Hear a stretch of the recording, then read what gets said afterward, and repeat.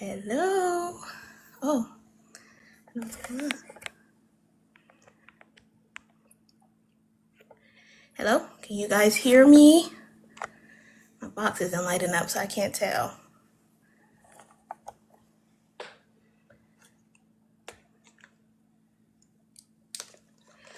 Hello, welcome in. Tap the live, share the live. Yes, okay, great. Thank you. Thank you. Loud and clear. All right. Well, welcome in, everybody. Tap the live, share the live out. Send your daily heart me.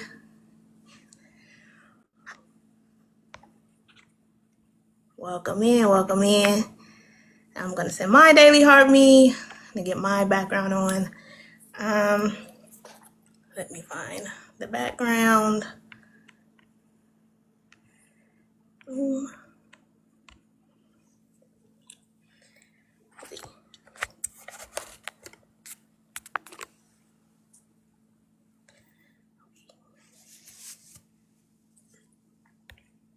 All right, there we go. You can see me. Yay. All right, welcome. Okay, great. Welcome in. Welcome to, oh shit, I dropped something. OVC's first Creators Caucus. I'm excited to talk to people who are, thank you, people who are on the app that, you know, talk to people every day about politics. Let's see what they have to say. Let's see what, you know, been going on in these TikTok streets regarding politics. Hopefully they can give some insight to candidates. Once they come in, the candidates can hear what people are saying, what the people want to vote for, what the people are excited to do. So let's get started. I am going to, let's keep tapping. OVC, I don't know if you have a gift goal. I don't see it. So if you can set one, that would be great. I am going to update, let's see, I don't know. All right,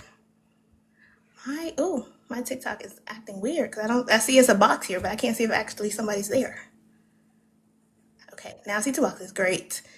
Let's see, hopefully OVC will be able to put themselves in a big screen and we can do like the 8 boxes, that would be great.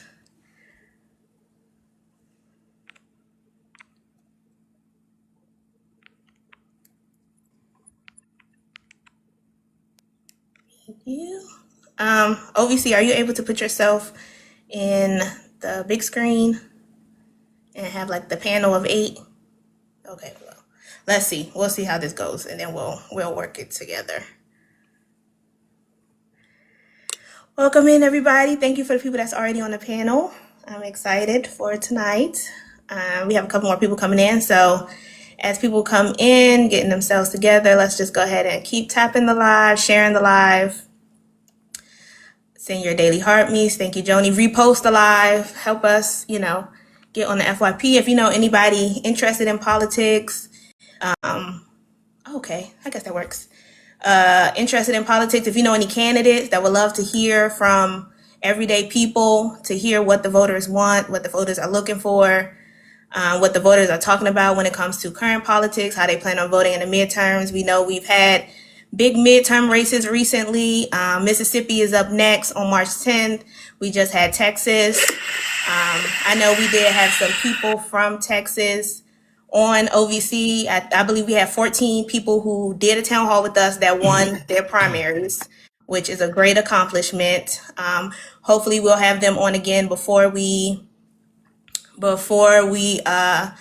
into the general election. I think it's exciting to have people who have won their primaries, who have had town halls with us. Okay, Arkansas and North Carolina as well had their primaries. I don't know much about, I think there was a big win in Arkansas for Democrats. I'm not sure, but I feel like I remember hearing that. We do have some people from North Carolina on the panel, so maybe if we hear some North Carolina wins, that will also be great. So I want to give it a couple of more minutes to see if we get the other creators in here. If not, then we'll just get started, and then once they come in, they can just pop up on the panel. Well, I want to welcome everybody in again. Welcome everybody in. This should be exciting. Thank you guys for coming. At this point, I feel like I am babbling. Thank you for having me. Gorgeous blessings. Hello, everybody. Do not feel pressure to cut your cameras on. But if you like to, that's good too. But we're gonna show off. Oh, put the other one back. It don't look. Oh, you got the glittery one? Yeah, I like the glittery one. You know, we are also part of this OVC family. And so I'm rocking my shirt today. I was gonna wear my shirt, but I feel like it was too many colors happening. The green, the pink. I was like, blue. That might be just throw it off a little bit. I can't do it. So Miss Jessica Cymone, Mr. A. Quinn from Dirt. Welcome. How are y'all doing today? I'm doing as good as I can be in this climate. I'm out of Texas, so we just had a big We're gonna talk about it. We're gonna talk about that Texas. But as good as I can be in this climate, but I'm excited. Thank you guys for having me. I appreciate you for thinking about I me. tell people that every day. They say, "How you doing?" I say, "Is Trump still president?" Okay. That part. All right. I am going to just give our little OVC intro, and then we're going to get started. Okay, so again, welcome in everybody. This is OVC's first Creators Caucus. I just want to introduce who we are. We are OVC, which is Our Vote Counts, and is a nonpartisan coalition of citizens from diverse states and backgrounds, united by a shared commitment to empowering voters and promoting candidates who stand for integrity, inclusion, and accountability in the upcoming elections. Formed by a collective of educators, veterans, small business owners, students, and community activists, Our Vote Counts represents the strength of unity across geography, race, and ideology. While our stories are different, our mission is the same: to ensure that every voice is heard and every vote truly counts. Through voter education, community outreach, and candidate outreach and community engagement, we support leaders who are ready to serve the people, not special interests. By working across state lines and elevating local and national issues, we aim to increase voter turnout, inform public dialogue, and build momentum for lasting change. Our Vote Counts is more than a name; it's a promise, a movement, and a rallying cry for democracy. Together, we are shaping the future, one informed vote at a time. So that's our little spiel of Our Vote Counts, kind of why we started it, why we're trying to get this movement going, especially in this political climate that we're in right now. So again, I want to welcome everybody in and thank everybody on the panel for being here. So we'll just start with introductions. I'm going to let everybody introduce themselves, give a little spiel about who they are. We will go into like how you became politically active on TikTok. If you want to add that in your spiel, you can, but we will also cover it. So I guess I'll start with Jessica.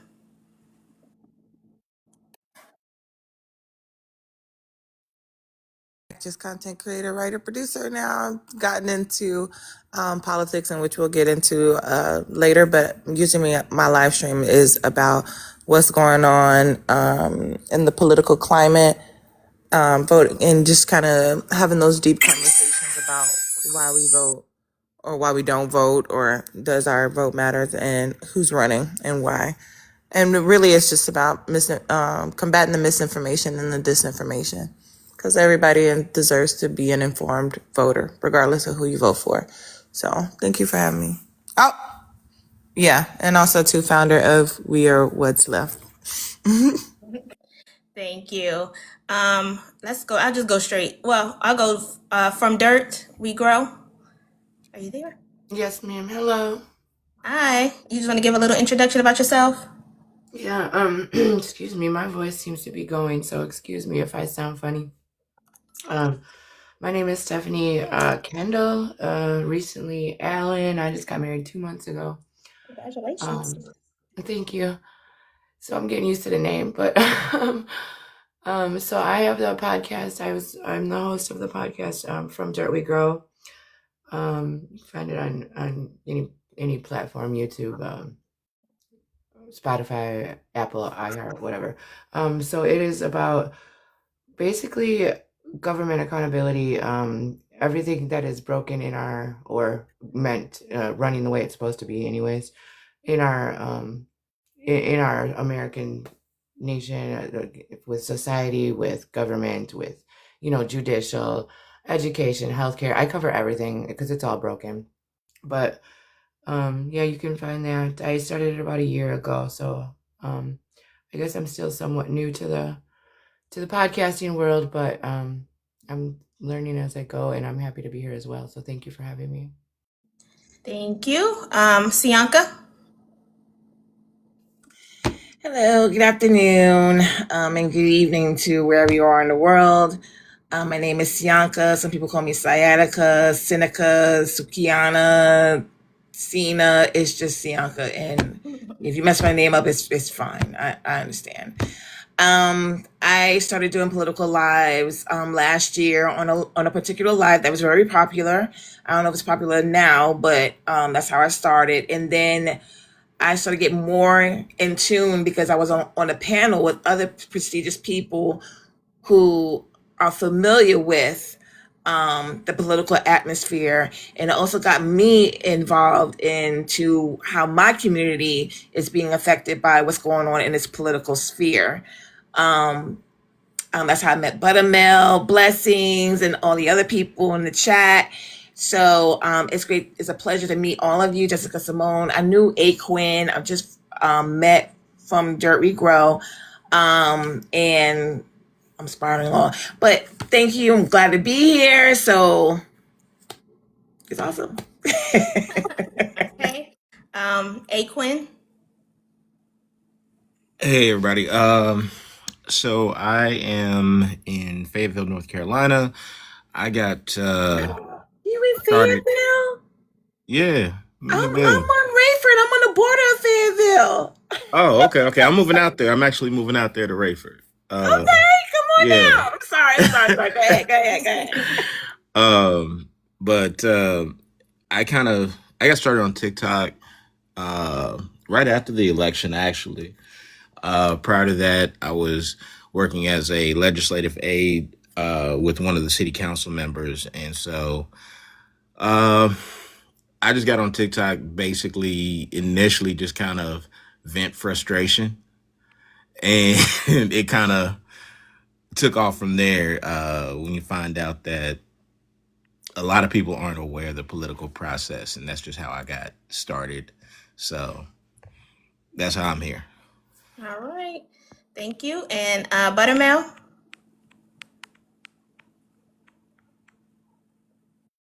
Let me come off mute first. All right. So I am Buttermel. I too, I got on TikTok during the pandemic.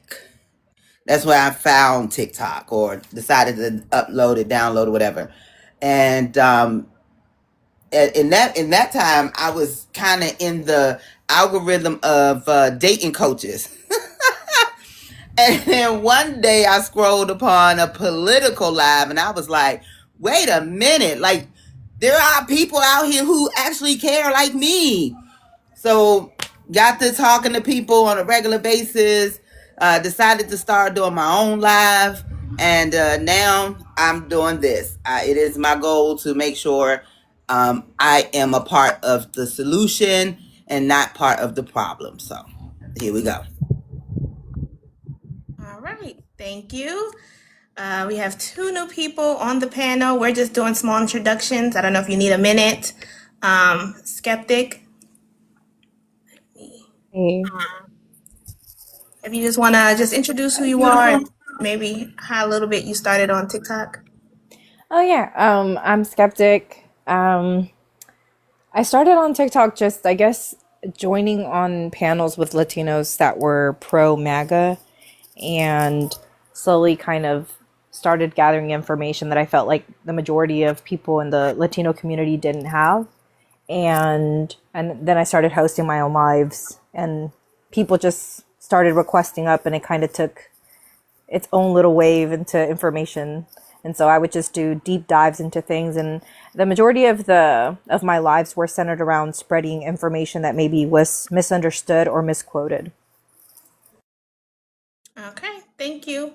And this, It's a Dissident X. Hi. I've been in the battle since like 2014.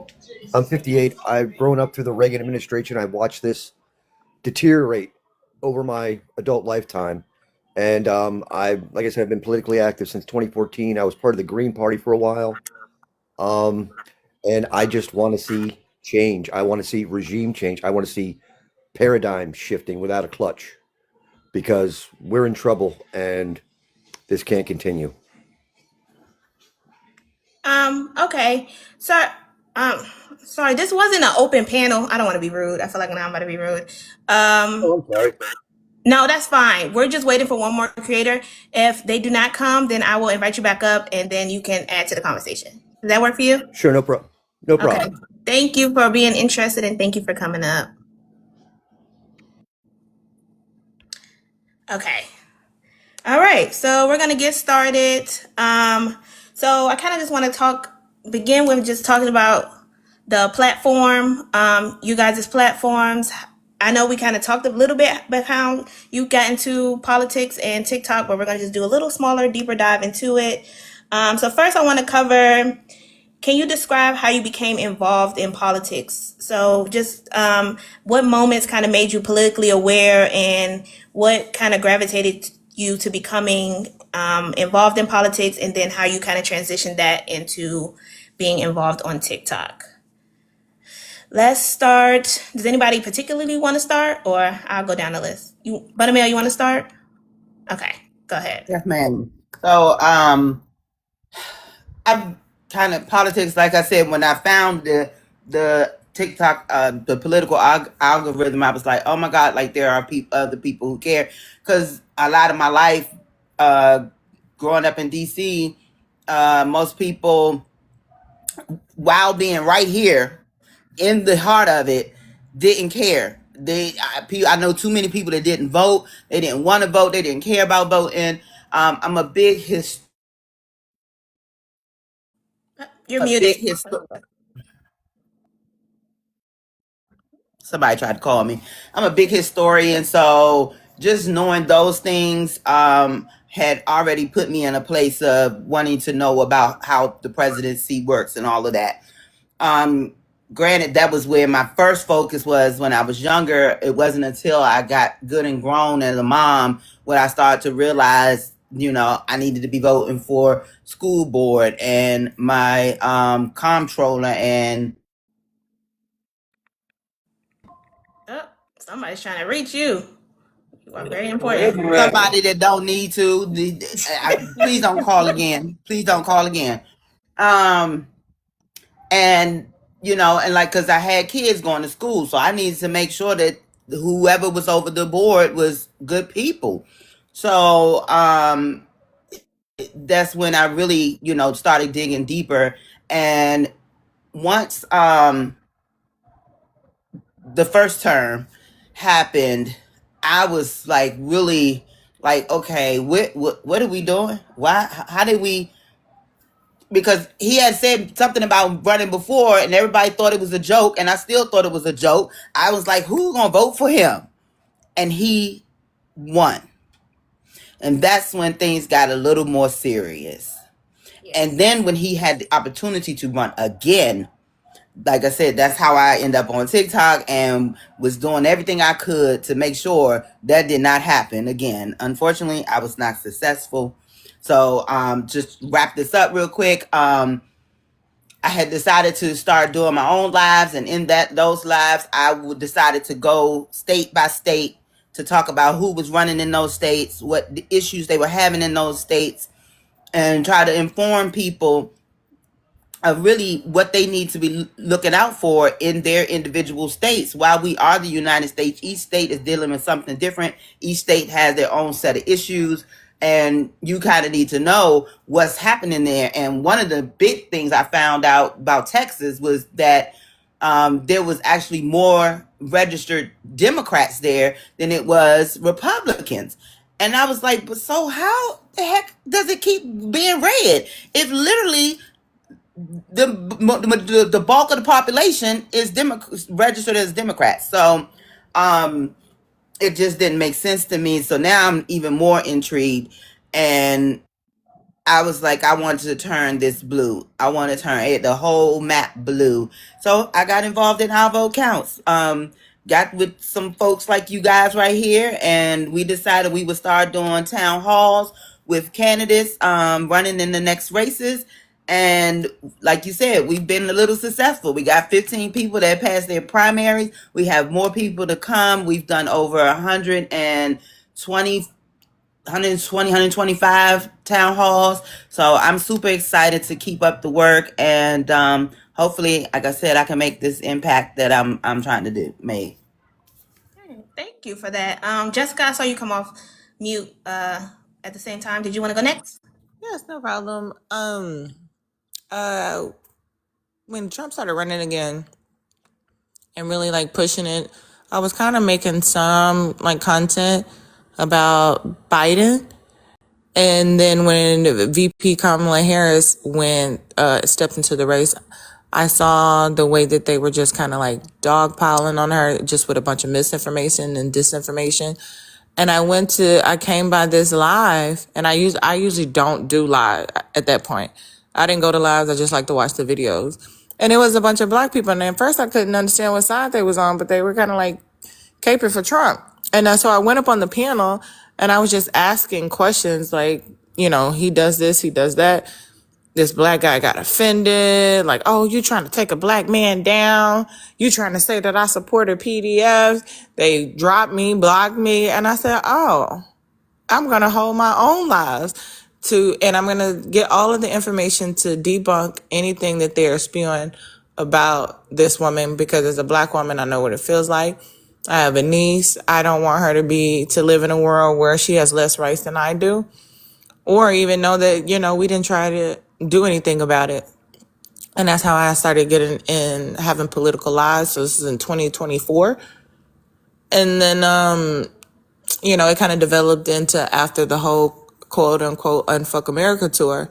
And I was like, we need something of, black creators and creators of color and something more diverse so we could talk to our youth. So that's how I came up with We Are What's Left, so we can amplify more creators and their voices, worldwide. And we can break the algorithm by spreading truth. And then when Jasmine Crockett entered the race, it was like VP Kamala Harris all over again. And I even got more involved in going to the events, doing any ways I can help the campaign, dropping off literature dropping off marketing material to, various places and stuff like that. And I ended up going to the watch party. But yeah, and that's how I got deeply involved in the politics. Thank you. I will say I have been watching your lives since before Trump's election with Kamala, so I've been watching for a while. Thank you, blessings. I have enjoyed watching you. You are very good at what you do. From Dirk, did you want to go next? Yes, ma'am. Excuse me, it's my voice. I don't know what's going on. So why did I get involved in politics? I feel like it was less me getting involved in politics and more politics getting involved in everybody's life, in everyday life. I mean, as I said, it's detrimental in every way to American society: healthcare, education, law enforcement. It's all doing society more harm than good. So I couldn't be quiet anymore. I found myself having to speak up. And so I was like, well, how can I do that? And, it was big. It's always big to do a podcast and everything. I'd never done it before. So I decided even if nobody listens, it's my way to get it out of me. So that's how I got involved and why I got involved a little over a year ago. Okay. Thank you. Quinn, did you want to go next? Okay. For me, I think the thing that I like when I first went into the Navy, so I go to the Navy straight out of high school, and I had the parents who every day they were going to turn the news on, and so you were going to watch the news before we had dinner, and kind of, hey, how was your day? What'd you think about this? So that's how I've just been involved, or at least known what was going on politically since I was a kid. And that's just something my dad and mom wanted us to be aware of. So I go to the Navy, and, even in there, a lot of people didn't realize how who we voted for impacted what we did and how it was going to affect our salaries, whether we got deployed or not, or, funding, all those things. So that was kind of interesting to watch. And then when I go to school, they bring all the leaders to the campus when it's campaign time, but then we never see them. And then they want to come and ask us to vote for them, and the money never shows up on campus. Typical when it comes to HBCUs. It's kind of like, politicians show up at the black church and then they're gone. So I've just kind of always, even if I wasn't active, I was aware. And so for me, coming on here and just everybody says that they want to debate. And I'm just like, we're not having debates. We're really having conversations. These are not real debates. These are conversations that tend to break down into arguments because you just believe something. You don't want to open your mind to something different. And I've just taken the approach, I'm not about to argue with you. I will present facts to you. I will walk you down the path. I will hold your hand and walk you there if you're willing to go.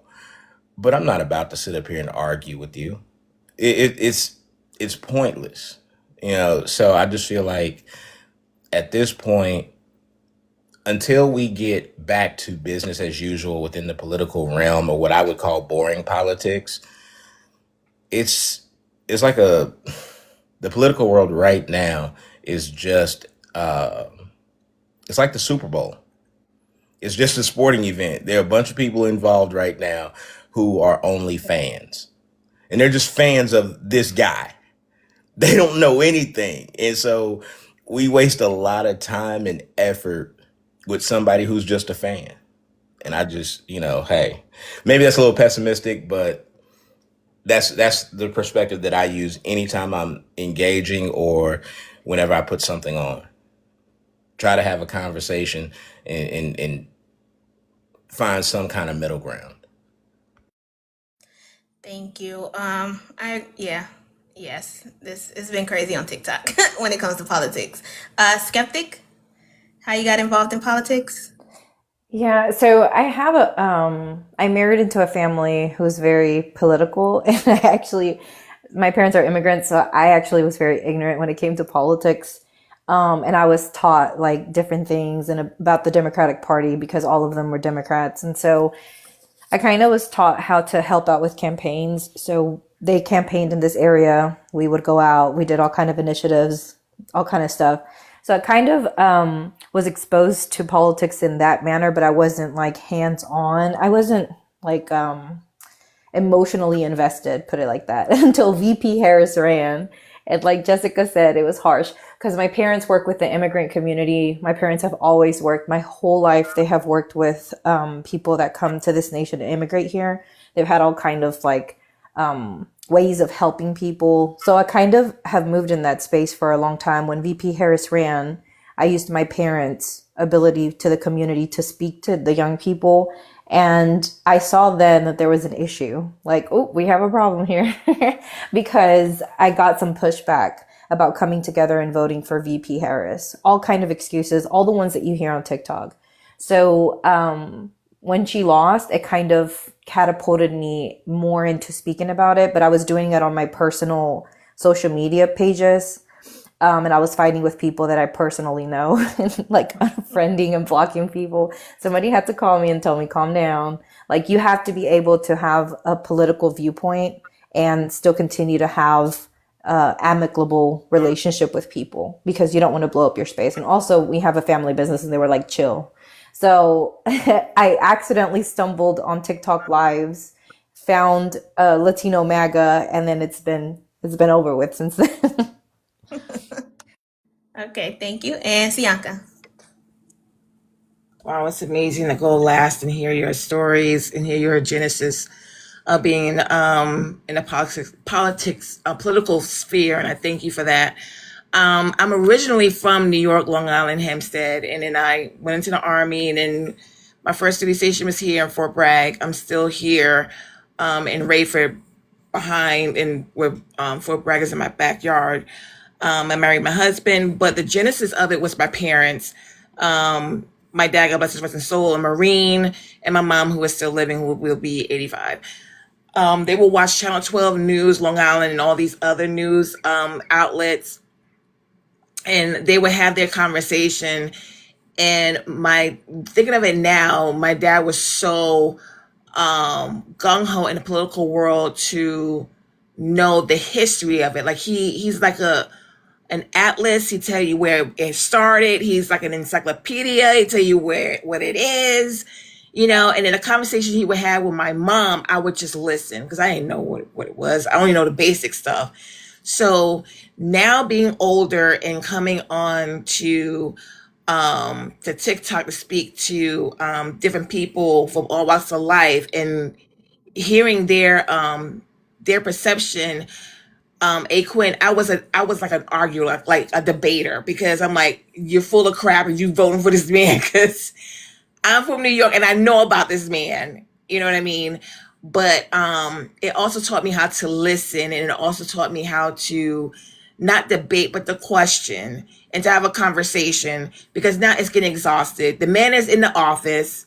We need to do something together to challenge our leaders in our local community, challenge our people who's representing our state, and for them to challenge the dang on president and not be a bitch about it.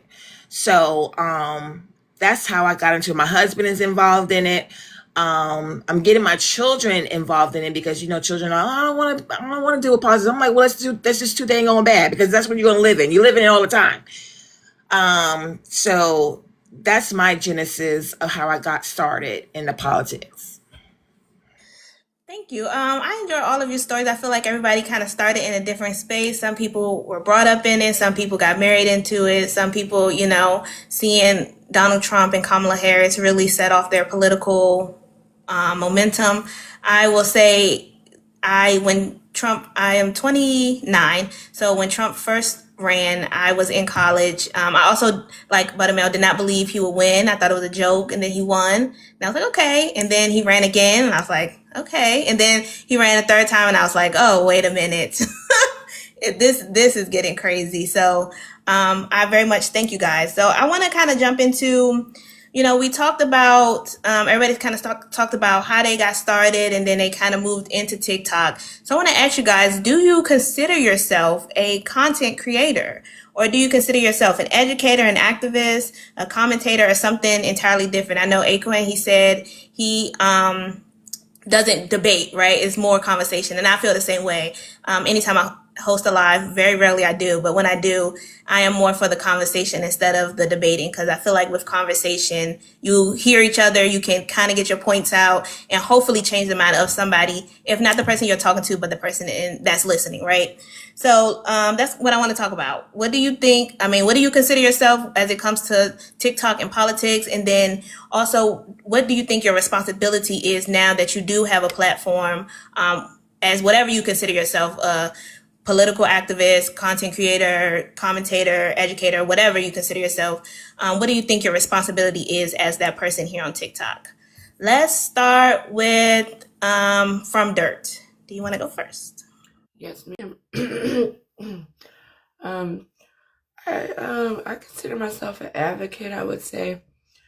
I like to spread truth and keep truth alive, especially since they're trying to change it, or I don't know if I could say WHITE, wash it. I don't know all the rules about the word, so help me out if I say something. I got you. But I feel strong that it's important to keep the truth in facts, whether it be, historical or the current events, even the reality of things they don't want to talk about or want people to know about.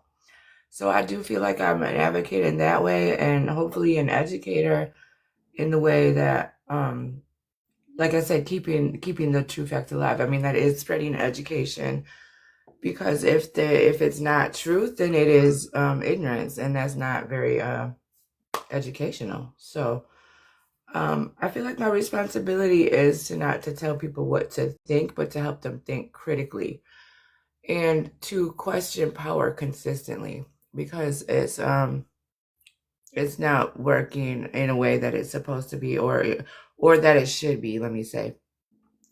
So just blindly following and blindly believing people in politics is not the answer, and it shouldn't be how we run, how we go about our lives, especially if politics are important to us, or if humanity is important to us. We have to question constantly. So I feel like that's my responsibility, is to keep hope alive, keep truth alive, and hope. Thank you. Skeptic? Go, Jesse. So also, sorry, y'all. I don't consider myself a like an influencer or like a creator of that sort, because I have my like personal social media accounts where I have like following of people that kind of I do content for when I want to do like funny content or whatever. So I think when I came onto TikTok, my goal wasn't like to create that sort of content, because I kind of have other platforms where I can do that at, or like I already kind of was doing. So I think TikTok has kind of been my journal, where I just like information that I want to keep or I want to kind of make aware.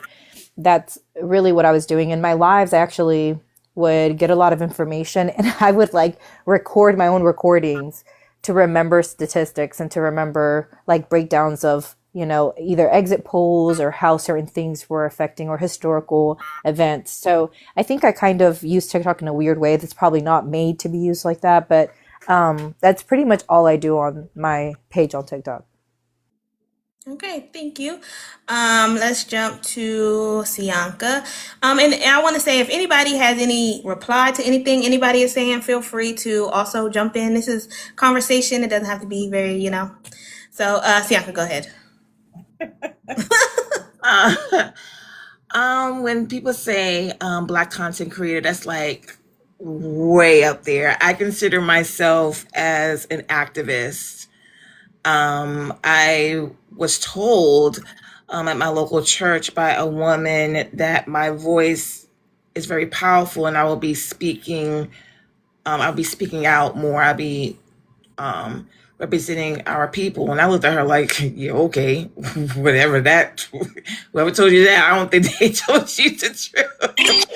And now here I am amongst beautiful people like you guys, that are gaining knowledge. I already came in here with some knowledge and getting more knowledge. So I consider myself as an activist, as a person who is knowledgeable, as a person who wants to absorb knowledge and give it to the people. And that means a lot to me. And I thank you guys for joining my live, and Blessings Live, and Buttermel and everybody else, because that's the only way we can get through this. Okay, thank you. Jessica? Well, I'm definitely a content creator and live streamer. I've actually been live streaming full time since the pandemic started, since 2020. So I do it like full time. I'm invested in it. I'm invested in the conversations. I'm invested in spreading truth. Like she said, keep truth alive. Cause I'm not debating facts. And when people get into a debate, they will say anything to quote unquote win this illusion of a trophy or a participation, a ribbon or something, just to say I won. I don't know. But people start to lose their morals into it when you get into a debate. So I definitely love to have conversations. Some nights we just have fun and relax. We have just, let the conversation go. and it's a place I try to provide a safe space for everyone to be seen and heard and just really get their grievances out, because understanding each other is how we continue to like not only build character but come together and just about building community. And I think that's what's important. So yeah, I definitely am a content creator for sure. Now, as far as like my responsibility the only responsibility of I feel like I have with my platform is to be authentically me and spread truth and allow people to do the same. All right, thank you. Buttermel? Um, I consider myself, as well as everyone else on this panel, as an educator. Um, like like I said, when I started, that was my goal, was to educate, because from the debates, and I put that in quotes, that I was having, I figured out that a lot of people did not really know how our system works. Too many times we ask people, what's the three branches of government, and they got an executive, and they couldn't even really tell me what the rest of them are, or they did not understand how their state government breaks down. They don't understand how the Constitution works. Like all of this stuff, I feel like it's my duty to educate people on those things, because once you know better, you do better. So if I really want to see the change, if I really want to make the change that I want to see in this world, I have to make sure everyone, we always know, we know education is power. So if we are all educating people, as you said, Jessica, be authentic and give truth out, then no one can ever come back and say I was misled at all, because the truth will always be the truth. So I consider myself to be an educator that is here to educate the masses, educate the uneducated, or the less educated, let me say that, and like I said, make the difference. Okay, thank you. And then a Quinn. Thank you, All right. Jessica. I I missed don't. that. I would say I consider myself more of a facilitator of conversation than anything. When I host my lives, it's geared around a particular topic and bringing certain professionals together so we can kind of have a really high level conversation about a particular topic. When I'm on someone else's live, I think I have a responsibility, one, to be truthful. And I'm always harping on being intellectually honest and morally consistent. That's like my biggest thing. And so I think when you're having conversation, the best conversations I have are the ones where I go and I start looking things up because somebody said something that sparked something or gave me a piece of information I didn't know. And so that's what I try to do is when I'm having the conversation, if I see that, oh, you don't know this, you don't know this part of the story. So that's how you can, now I see where the gaps are. Let me give you something so you can go and, fill in.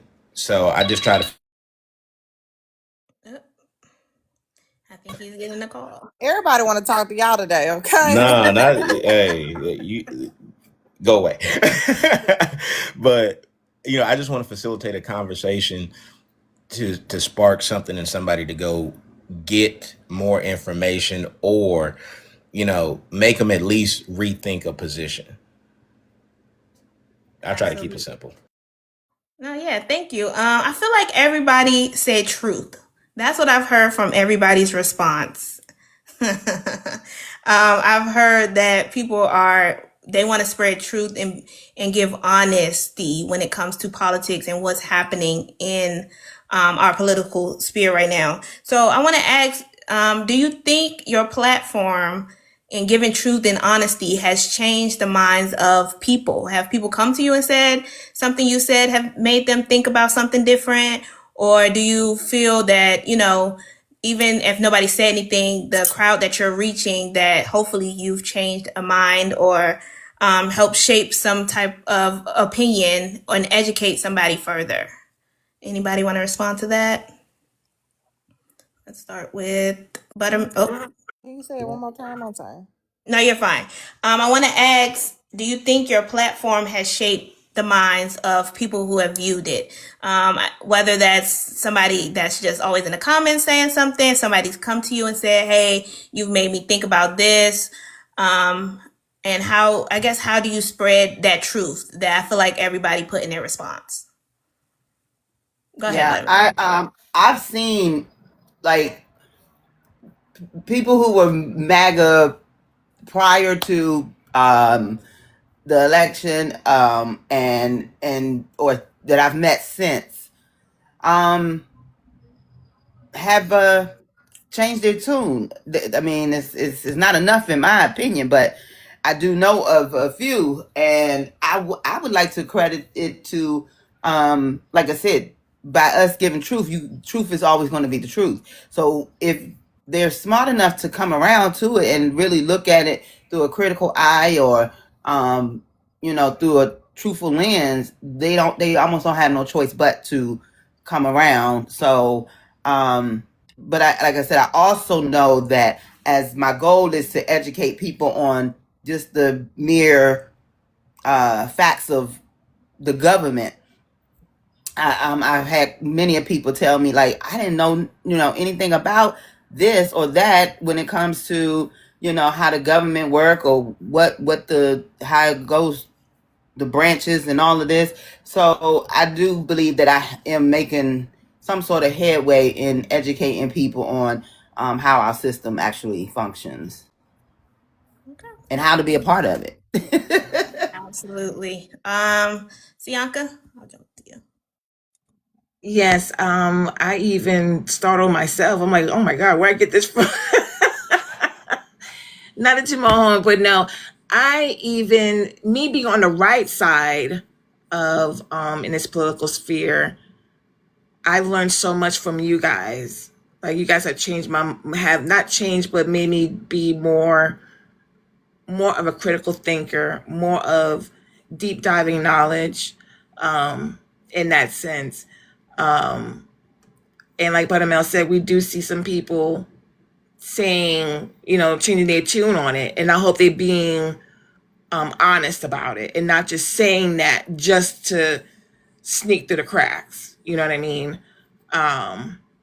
But most of all, all of you, I have not ran through, but like kind of peeped in your lives a little bit. It's so many of us, knowledgeable people doing the same thing. I know we can't be in everybody else's live, but when I peep in there and I hear certain things, I'm like, oh, okay. Oh, wow.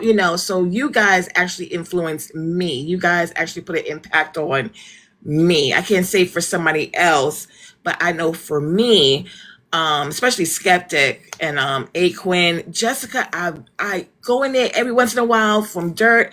I'm just starting to know you, but but from that, I want to say to you guys, thank you so much for your knowledge to give to me personally, where I can run on and do some more studying and push it forward to others as well. All right, thank you. Go ahead, Jessica. I don't think there's no problem. I tell everybody there's 1,000 of us live, and a lot of us are, spreading good information in different ways about different topics. So, go where it speaks to you. I'm never offended in any type of way. I'm glad that you even come by a couple of times, but if I always encourage people to go where it speaks to you, and support those creators that do change your mind, because it encourages them to continue to do the work. So I love that. I love that you said that, because a lot of people won't. That's another issue. A lot of people won't admit that, like, hey, like, damn, maybe I wasn't wrong, or maybe I didn't know. And I think I don't know. I'm sorry. And I was wrong, or just like 3 powerful statements that could change any and everybody's life. But I guess I'll go ahead and answer the question too. Yeah, go ahead. Now, what was it again? Oh, who should? Yeah, you know what? Some of the most rewarding parts, like, you just plant seeds, and and they begin to grow, and they go other different places, and other people water them sometimes they come back to you for the nutrients in the water, and sometimes you plant the seed, and like say they go to Skeptic or a Quinn, and they nurture those seeds and they continue to grow, which I think is important. But I've had a few people. I had this one lady come in my life and said she was a Jehovah's Witness. She was 40 years old, or she hadn't voted. She's never voted before. And because she was in those lives listening, she saw it was important, and she voted for VP Kamala Harris. A friend of mine, I didn't even know because he never even comments in my live, but we all hung out through another mutual that was in town, and he said, I voted for the first time because of your lives. I know I don't say anything, but I'm in there and I've learned so much. So those messages are very much rewarding, and those keep the content creators, live streamers, or rant rollers, because sometimes, like he said, sometimes I just get on here and rant, but other people feel that same way too, so it keeps them going. And it really meant a lot to me, and let me know that, because sometimes we feel like, what am I doing this for? Is it even working? And then one girl said that she would listen at work at night out loud and wherever she worked. But so everybody in the job is listening, and they all voted for VP Kamala Harris, and it's a rural red area. And she said we ended up turning in blue because we were listening to your lives, and that meant the world to me. I ain't gonna lie, I little cried or something, but those things also definitely keep me going, keep motivating me, and know that it's not done in vain. Absolutely. Absolutely, yes. I agree, and I'm gonna let everybody else go, but I just want to say this. I agree, because I felt that way about our vote counts, right? When we first started this, I'm like, are people going to come in? Are people going to really listen to candidates talk about politics? It can be boring. It's not all of the fussing and stuff that people like to hear on TikTok. But then to get past primaries in some states and hear that candidates won their primary. We also had a young man from Georgia who won. He became a young mayor. I think he's on like 22, became a mayor in Georgia, and he was on our vote count. So it definitely is rewarding to hear and to see that what you do does not go in vain. Hey, Quinn?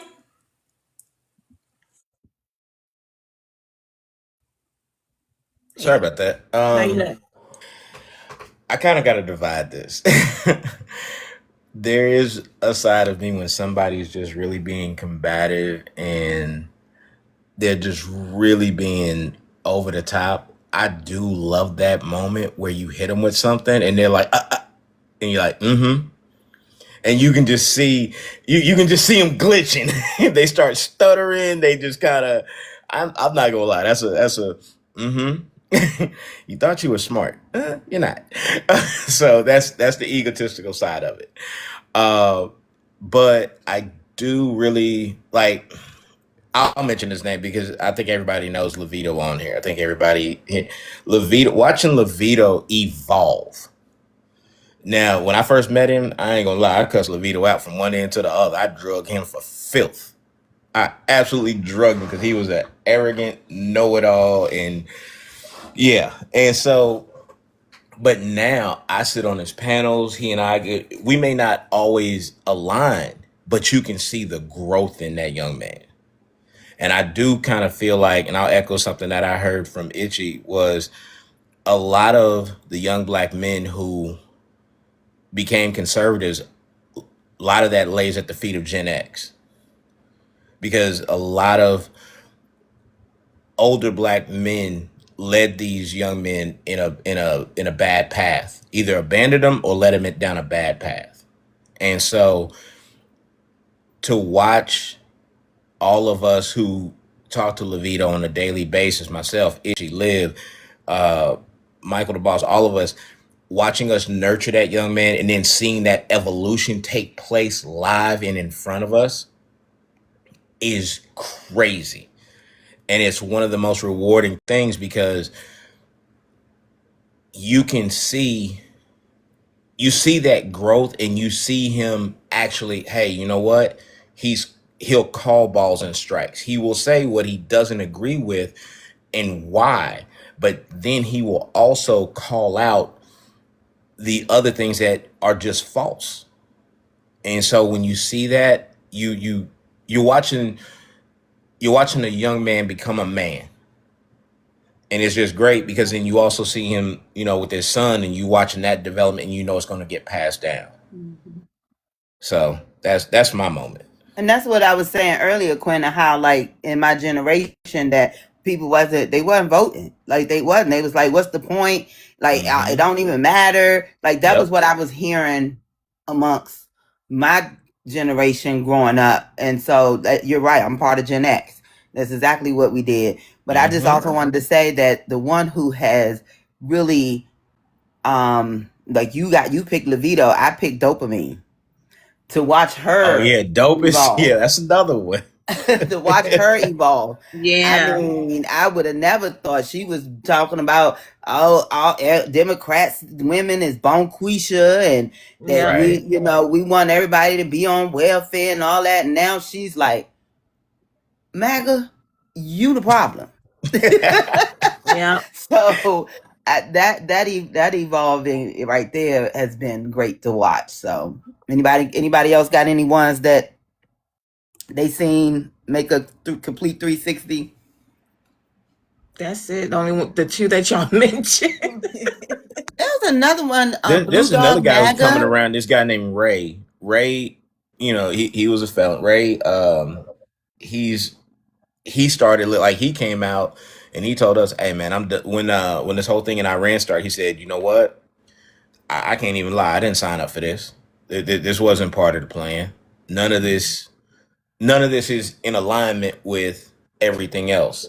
And so that was this week that he came out with that, but he was already, he was on the brink anyway. Cause when we get you in that conversation and we start pointing out the hypocrisy that in who you say you are and what you believe versus why you say you supported this person, and we start challenging, how do those things line up?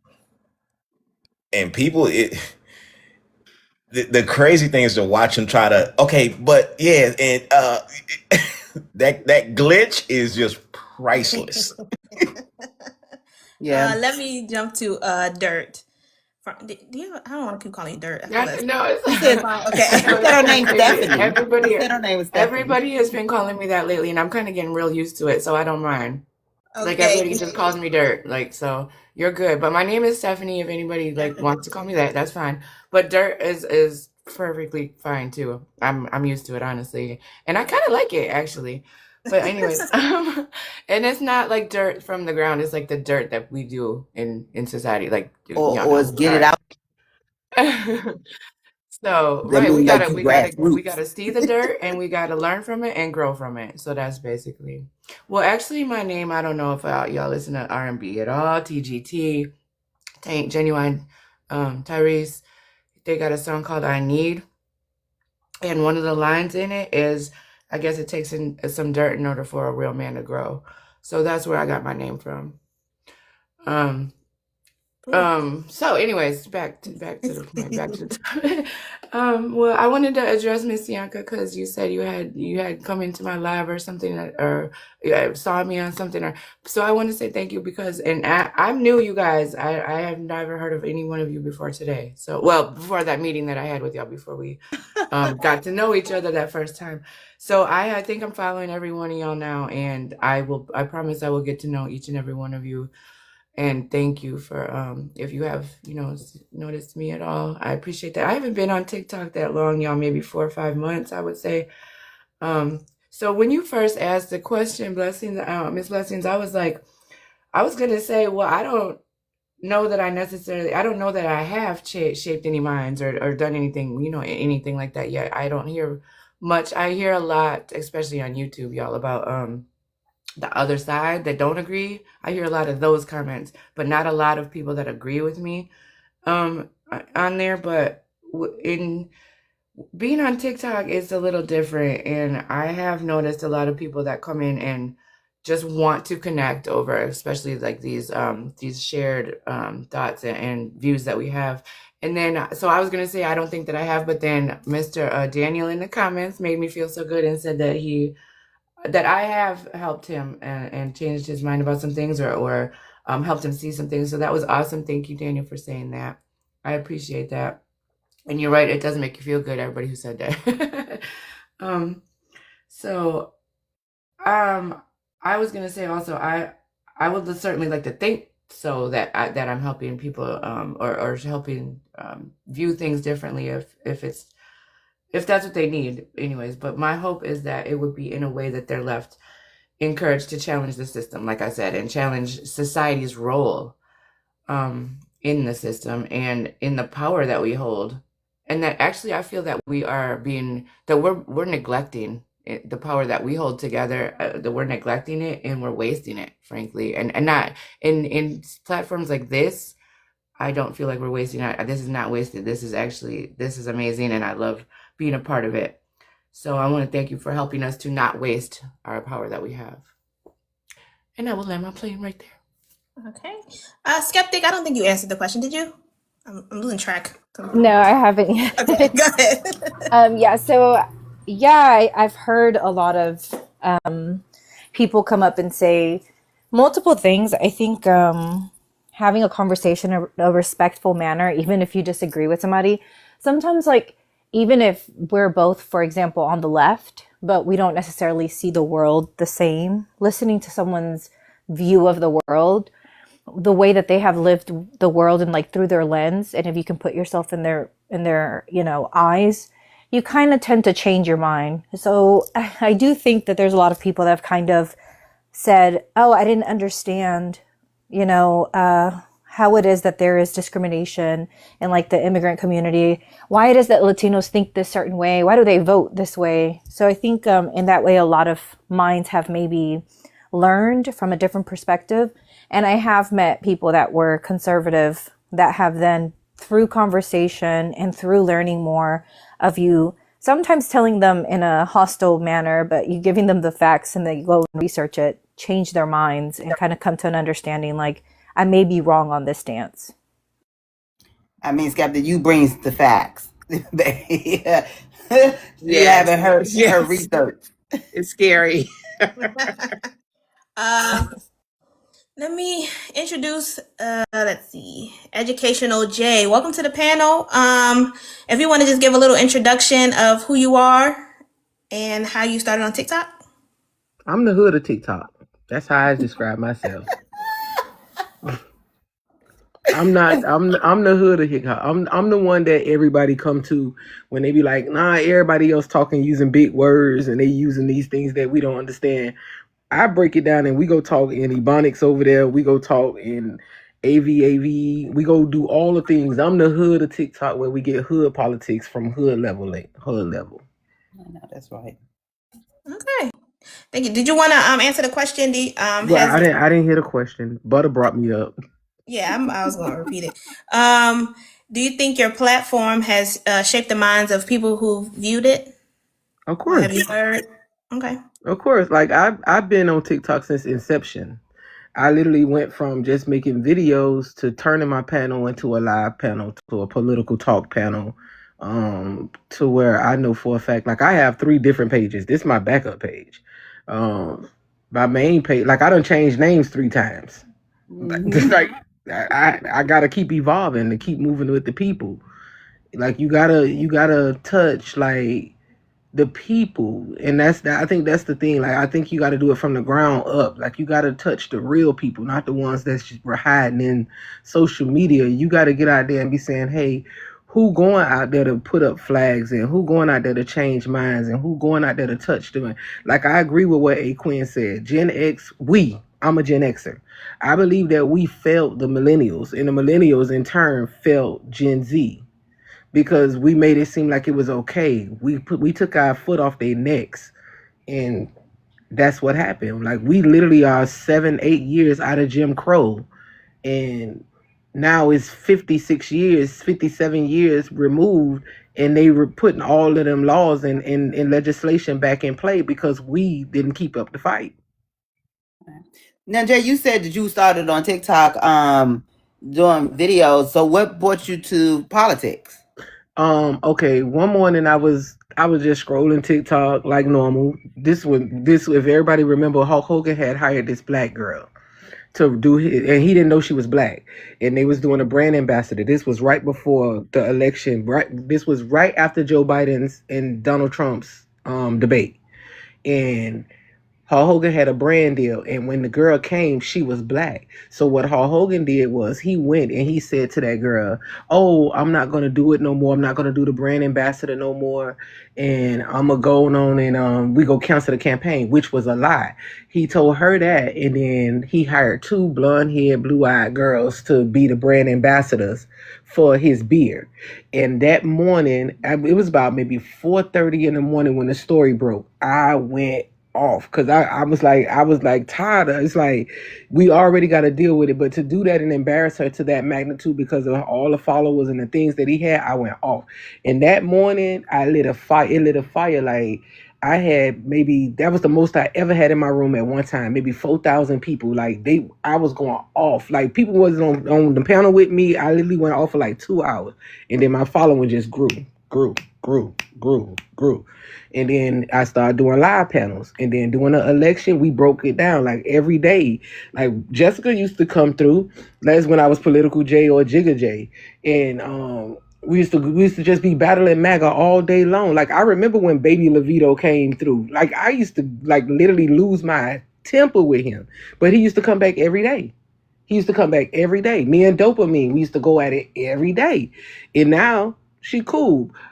Me and Dame, me and him still don't get along, but still like We still working on Dame. We still working on Dame. We still working on me and Denali. Like I battle with all of them. Tony L, I go after all of them because I just feel like I be asking them up front. My question is it for money or do you really feel this way? Like when we start hollering about legislation and logistics of the whole thing, like what are you doing? Like are you selling your soul for what? Yeah. Okay. Thank you for that. That's a great segue. So we're gonna just jump into current politics. This wasn't on my list, but I kind of want to talk about Texas and Jasmine and Tallarica. I know we have some Texas people on the panel, so I just want to get you guys' thoughts on the race, on Tallarica winning the Democratic nomination. How you feel Democrats will vote? How do you feel Democrats will vote? Or do you think Democrats that were behind Jasmine will get behind Tallarica? Because this is what the left needs. We need everybody to still vote blue, even if that was not your original candidate. So I just want thoughts right now. So anybody that wants to jump in. I think that they need to not. I'm hurt by that. I'm hurt when I look at the outside numbers and I'm looking at Asian, Hispanic, white women. All of them got behind them, but I also know the push that came behind her from black people. And I'm mad at the Democratic Party because I understand that they weren't supposed to pick a side, but they allowed them to change the media narrative on her in the last 2 weeks when she had traction. I don't like that. So I'm angry. And I don't know if we should go with him. I don't. This is where this is what I see as the great flaw that we have in the Democratic Party is, and this is where Republicans I think have their strongest thing. They do not care who wins the primary. They're going to get behind them. And what I think we have to realize is everybody, the tent is so big, it's not everybody's time at the same time. And I think the first thing we have to do is get power. Once we are in power, we can work out all this in-house fighting with ourselves. But the first thing we have to do is seize control of the House. If we don't have the House or the Senate, I think it's less likely that we can flip the Senate just because of the number of seats. Here in North Carolina, Roy Cooper will be the senator coming out of here. It was a blowout. It'll be a blowout in November. But if we do not gain control of the House, it doesn't matter. None of this matters. 28 will not matter. So I know people are going to be upset when the person that they back doesn't doesn't win the primary, doesn't matter. We have to win the general. We have to stay focused on what the objective is. And the overall objective is to win the House at a bare minimum. So sometimes you gotta just you gotta roll with it in spite of. That's just I my have to. opinion. I agree with that. And I think that they played this hard game where they were scared of Jasmine Crockett. So they cheated in Texas. Like, they cheated for sure. I saw multiple places where the location changed last minute. They said they were going to do an extension and then did not count the votes from the extension. So they were fighting this hard. And I think they were doing it because of that, because they knew that the upset was going to cause this division. I have a hard time getting behind that, man. And I think there's a lot of anti-blackness in the Asian immigrant community, Latino community, where I said this on YouTube with the new party. They want black women to use their voices and their bodies to fight for everybody. But when it's time to vote, they don't want to vote for the most qualified person, who majority of the time, 10 out of 10 times, tends to be a black woman. So I think there's a lot of anti-blackness that has to be addressed. But they're playing this chess game with us where they know that this is going to cause this rift and where a lot of people aren't going to vote. So then they can continue to win the seats in Congress. So I think we do have to kind of, like, right now it's a hard thing for me to even like visualize. I don't know if I'm going to go out and do, I don't know if we're going to, work as hard, but ultimately I know how I'm going to vote. Yeah. And I know you wanted to go, Jessica, because this is your state, but I just wanted to encourage you. I just wanted to encourage everyone that I did the calculations, and there were 100,000 more Democrats who came out to their primary than it was Republicans. Wow. So it is super important that you Texans do get behind Tallarico, because y'all got the numbers.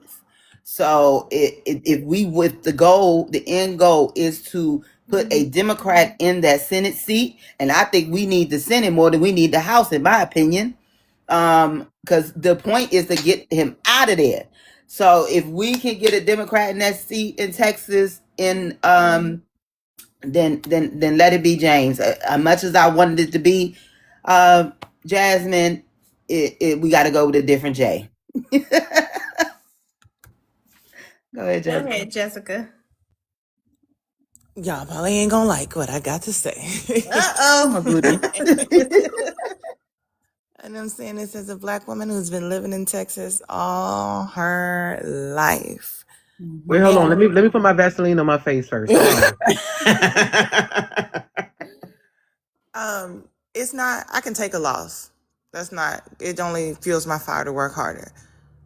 It's the way she lost. Cause in my mind, and that's not why I'm not finna dog pile on everybody else. Because one, the numbers, the demographics, the exit polls have not came out. They may not come out until May to the runoff. To all of the races are finished, including the runoffs. So any numbers out now are just been a little bit fabricated and a guesstimation. Two, when she was up, then all of a sudden it was confusion. Then she started going down, then it was extension. Now, if you're in line by 7 p.m., you should be able to vote, even if you wrapped around the corner in that line. Then they stopped. They didn't count any vote that was entered after 7 p.m. So that doesn't even include the initial law of the people in line being able to vote either way. What I can't take is somebody taking something from a woman who deserves it and working hard. Another thing when it comes to Tallarico, we want a Democrat in that seat, but at what cost? What's the point of having a quote unquote blue person in there if they're passing red policies? I don't gotta put. Let me get my rag. I thought we was to a fight. No, we agree. No, not like that. No. Yeah, we agree. Okay. No. What's the point of having a blue on paper, but he's passing red policies? If he need all these Republicans and that's all that you're focusing on, these Republican constituents are going to call you and pressure you on a daily basis to pass Republican policies, and you're going to do it. You were the first one to break quorum when we was on the government shutdown. You was the first one to come back home.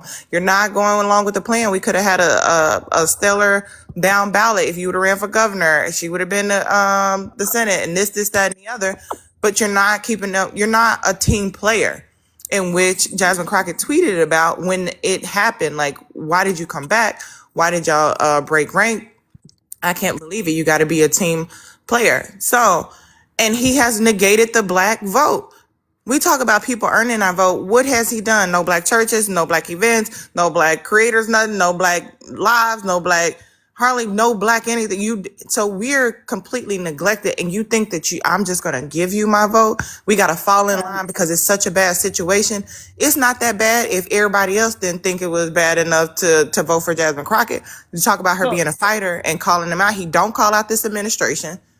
He didn't say he was going to impeach him in the thing. He don't even know what the articles of impeachment is. So he got to go in there and learn the ropes when we have somebody who know the ropes. So it wasn't important to them, important to them. So me, especially if you're not courting the black vote, I'm not just going to give it to you.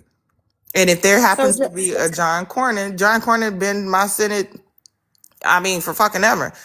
And ironically has passed a couple of things in which I think he probably would use that. But we have to stand together. How many times we gonna get our ass whooped? Be like, okay, we just gonna come on. When are we gonna make a stand? So you have to respect our vote in some type of way. So I do think he has 8 months to earn a vote. But and like you say, we need to flip the House. We can still turn Texas blue without his particular seat. There are so many other candidates that, I am going to highlight over the next 8 months or a few months, 8 months going into the general election. There's a black woman, I think her name is Tracy Gibson, that is the first Democratic chair seat, black woman. And there are so many other people to get behind, Eugenia Hinojosa's, but I think it's important to not let them just ignore us and think we're going to get behind. Because until we make a statement, they're not going to respect us. So just hold on, Buttermel. Hold on 1 second. I want to ask you, then Buttermel, you can ask your question, and I want to get everybody else. Do you think, because you said he didn't earn the black vote, and I've heard a lot of people say that about Talarico. Do you think now that he has won the primary that he will start to come to the black community and see what the black community is talking about? And do you think it would be genuine? No. Or do you think he's just doing it for the vote? I don't even know if he gonna do it. I don't think he is. I think that this was a litmus test to see if we could win without black people, and then we need to be able to come together and make a stance and show you that you can't. Because if they prove that right, then they don't feel like they're gonna have to court us again. Because a lot of other states don't, but we have the majority of black people in Texas. So they're not going to feel like they need to court us again. They need to know that you can't win without us, because Courthouse Couture, Erica, Black Girls Who Brunch, they're both lawyers. Shay, they all gave him a strategy to get the black vote before Jasmine Crockett ever entered the race. Still didn't do it. He didn't care before she got in the race, and he didn't care after. It ain't like, oh, she got all the black vote, I don't have to worry about it. You never tried, and it's not like he has to earn it. He just neglected it altogether.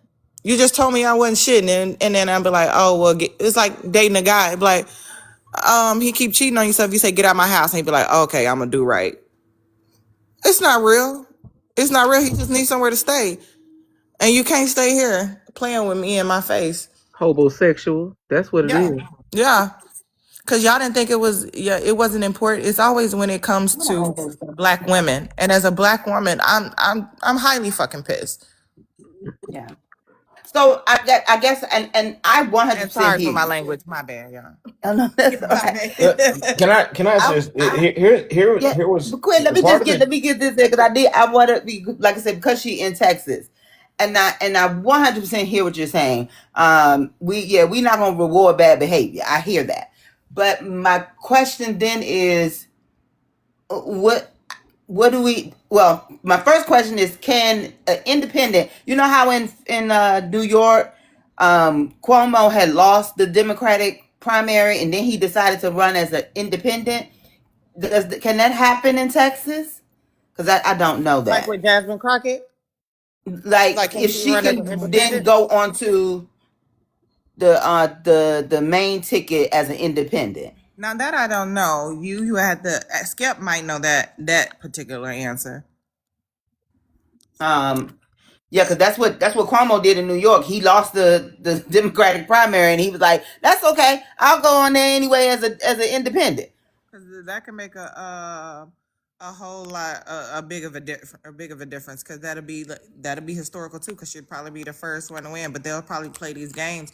And that's another thing when it comes to Tallarico. How you gonna fight for us in the Senate, but you won't even fight right now for our fair voting rights? Like, you didn't speak up about the shit that they pull. You didn't care. You didn't say, I see your communities, I see what happened in Dallas, I'm gonna make sure whoop de whoop de whoop. You didn't care. You took your alleged win and kept on going.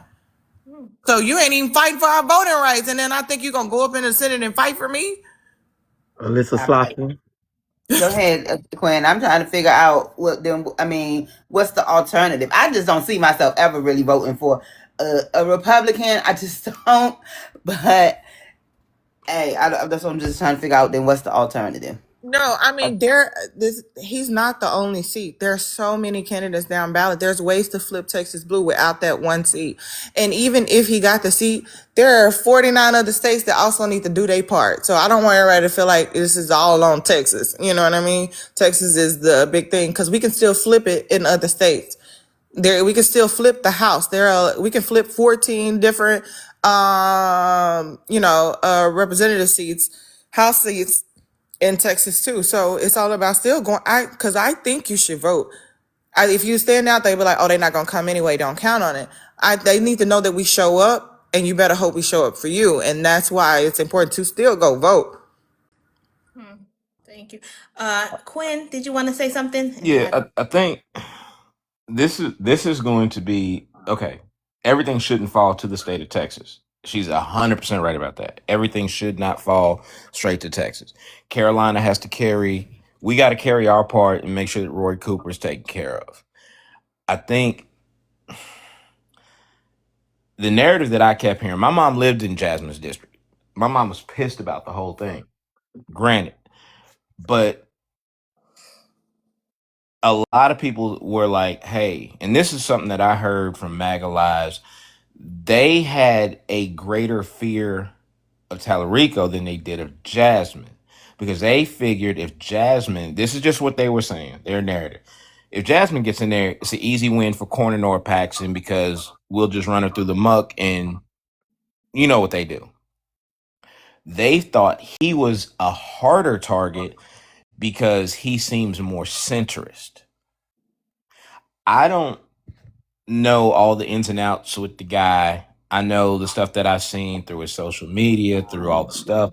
He does seem like a centrist. I don't think he's going to vote blue 100% of the time. I do think he leans heavily blue, but I don't think he's going to vote that way all the time. But my question is still, would we rather have power and control to stop what's going on at the executive, or do we want to just, because she can run again in 2 years and go after Cruz? So what's the most important thing to us?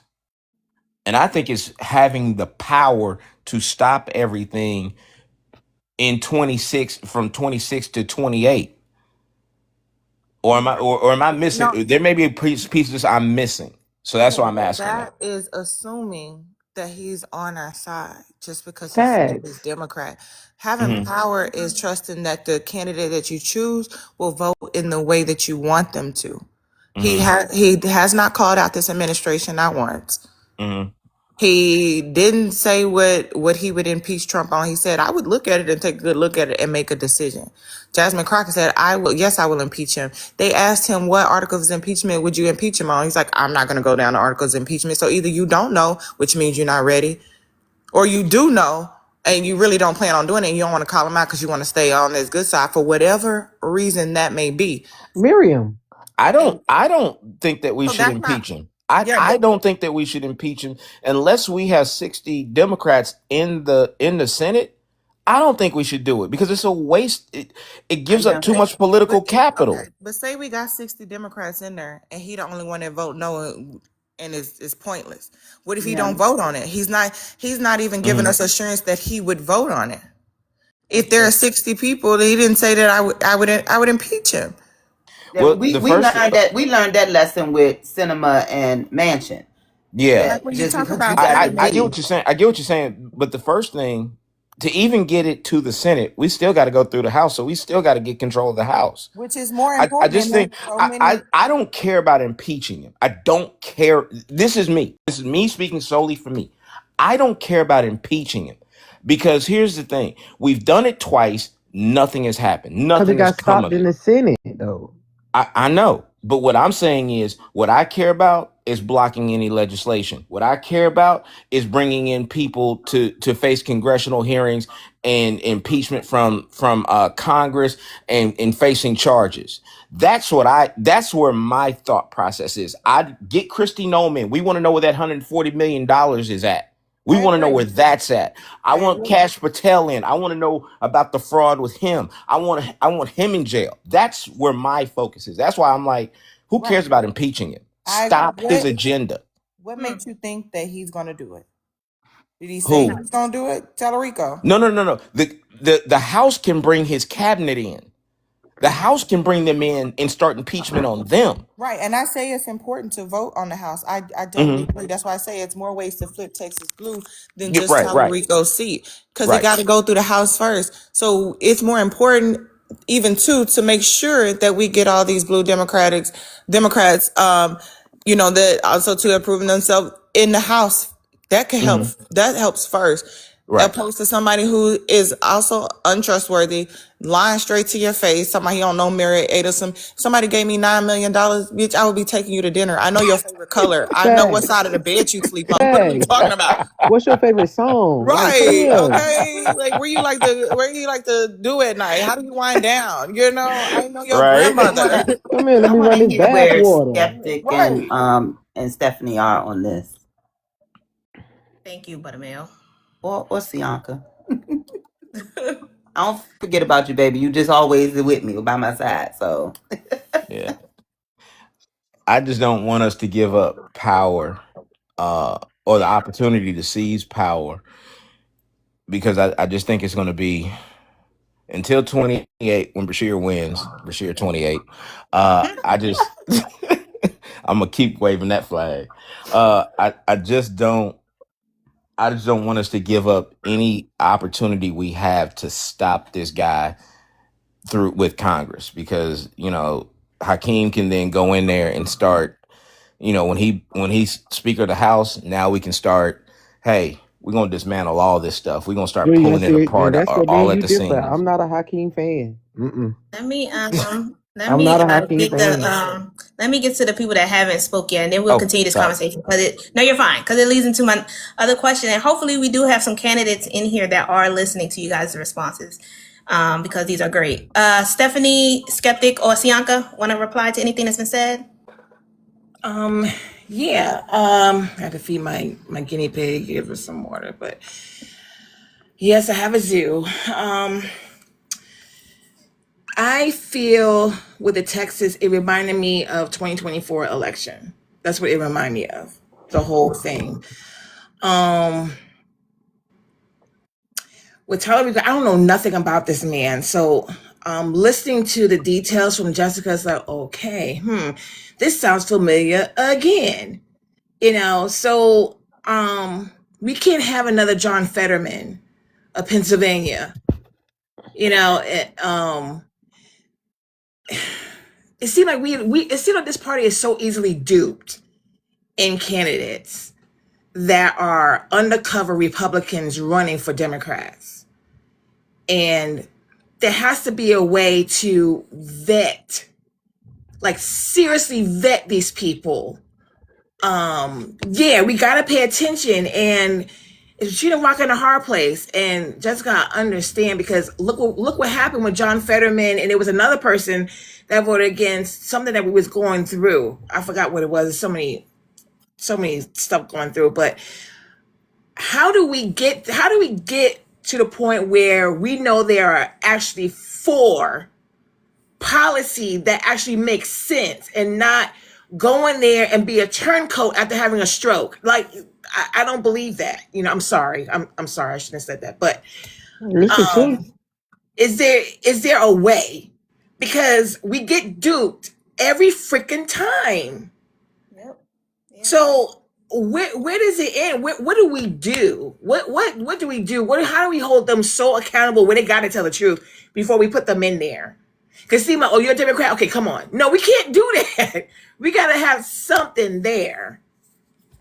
Absolutely. You know, Well, Sianca, I agree. Oh my I God. just wanted to get us to Sianca that, when I did my town hall the other night and I asked the guy if they were willing to give your district $3 million, but in that they had to or give your district $10 million for school, but also in that bill is they could build a data center in your area. Are you voting on that bill?